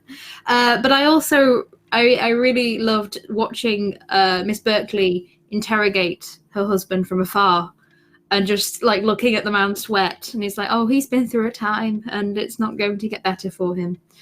So yeah, that was brilliant, and obviously the doctor's sort of psych eval of Miss DeVille was just on the nose and so perfect, and it'll be so interesting to see if they're actually able over the next season to maybe sort out some of the issues, especially with Dad around himself. I want to see how that plays out. It would be really cool. Otherwise, things we're working on. So Tuesdays now, I'm on Hollow's own channel, Hollow Channel, playing in the Mistborn game with lovely Shanks. Wait, no, this side. There we go. And that is a completely different tone to this. We are all hot messes, and yes, we're all fish at the moment with human faces, while one of us is a huge shark going to protect us. And I think Miss Fairchild / Shakespeare / Prosper in that game has been swallowed I got eaten. Fish. Yes. Yeah. So there's that to deal with next week. Otherwise, thank you very much for watching. All right, thank you very much for playing, and Dr. Varrook, Greybeard. I'm Greybeard7. That's where you can find me on Twitter. First off, I'll do corruption. I'm at 2 under consumed with my work, and I have 1 in cursed, which has cost me dearly. That's how I lost my arm. But favorite moment, everything everybody says is just the best, and it's always so fun. But I always like to point out things that are off screen or what could be happening. My goodness, when Ned walked off with Lucifer, I was going to say the devil. When he walked off with him, I was like, oh my God, No, a powerful noble walking off, no idea that he's walking off with the devil. Like I said, it was like horror movie, anxiety on my part. I'm like, no, oh God, no, don't. What is? It was beautiful. It was absolutely beautiful. And I also would like to point out everything that happened in chat about the corgi. Tillie's corgi was absolutely fantastic. Focus over on chat for a minute. But yeah, it's always so much fun to be here. Quick shout outs. I play on Indoor Adventures channel on Tuesday nights where I'm Kronk Goreblast, a Goliath Gladiator. I play on Thursdays right here. Every other Friday, I play on Dammit Barry's channel for Ghosts of Saltmarsh, where I play a gun-toting Warforged. And then on every other Sunday, I play on Gene Game Nights, and we do Monster of the Week, where I am a crazy running from the CIA character. It's always so fun. But it's always good to be here and hang out with Hollowtail and these guys. So come back next Thursday for more this. basically. And so, yeah, no, it's lovely to have you all here again. Thank you so much for playing with me again and delving into this. And as for me, I'm a Hollowtail. You can find me here every week running this game for at least another 10 weeks after this. And yeah, aside from that, you can also find me on my own channel at twitch.tv/Hollowtail, where this Saturday I am streaming the finale of my own Britannia by Gaslight, which is my own Unhallowed Metropolis campaign on my own channel. Check that out. It's the finale. It's going to be fun. It's got some amazing players in it, amazing characters. Jump in and come and enjoy it. Have a last hurrah for this entire sort of campaign that we were doing. And aside from that, you can also find me on YouTube, where I post most of my stuff, which is youtube.com/Hollowtail. Find some little tutorials there on how to get into TTRPGs online if you haven't already. Guessing you have if you're here. And aside from that, you can also find some videos on various systems and why you should give some a go. And also Tales from a Hollow World, which is my short form actual play / audio drama game set in an original fantasy world that I've been working on for the last 8 to 10 years. And it's real fun. It's highly produced as I could get it. It's short form, so it's good for your commute. And it's got the lovely Laughable Lindy in it as well. So that's even more of a reason to give it a go. And yeah, but aside from that, I'm going to announce the one last thing before we go today, and that is who is redeemed. So I'm going to move over to the spooky call screen. Hi, welcome to the spooky call screen. And yeah, so the votes today were a bit strange. We had everybody on one for a while, and then suddenly at the very end, we had both Delilah and Miss Fairchild get an additional vote for who should be redeemed. So Delilah is only at 1 corruption, whereas Miss Fairchild is at 3. So I think we're going to give it to Miss Fairchild today. I think that's a fair thing to do. And her name is Fairchild, so we've got to be fair. And also because of that story reading, which was adorable. Still, thank you everybody for watching. Tune back in next week. And before you go today as well, we're going to play you a little trailer for tomorrow, because there is the finale of the Judge Dredd game on this channel as well. So definitely come back and check that out. That's been super cool so far. Check it out. Give it a watch. Come and say hello to everybody tomorrow night, and we'll see you there. So until then, you've all been brilliant. And I'll see you next time. Goodbye for now.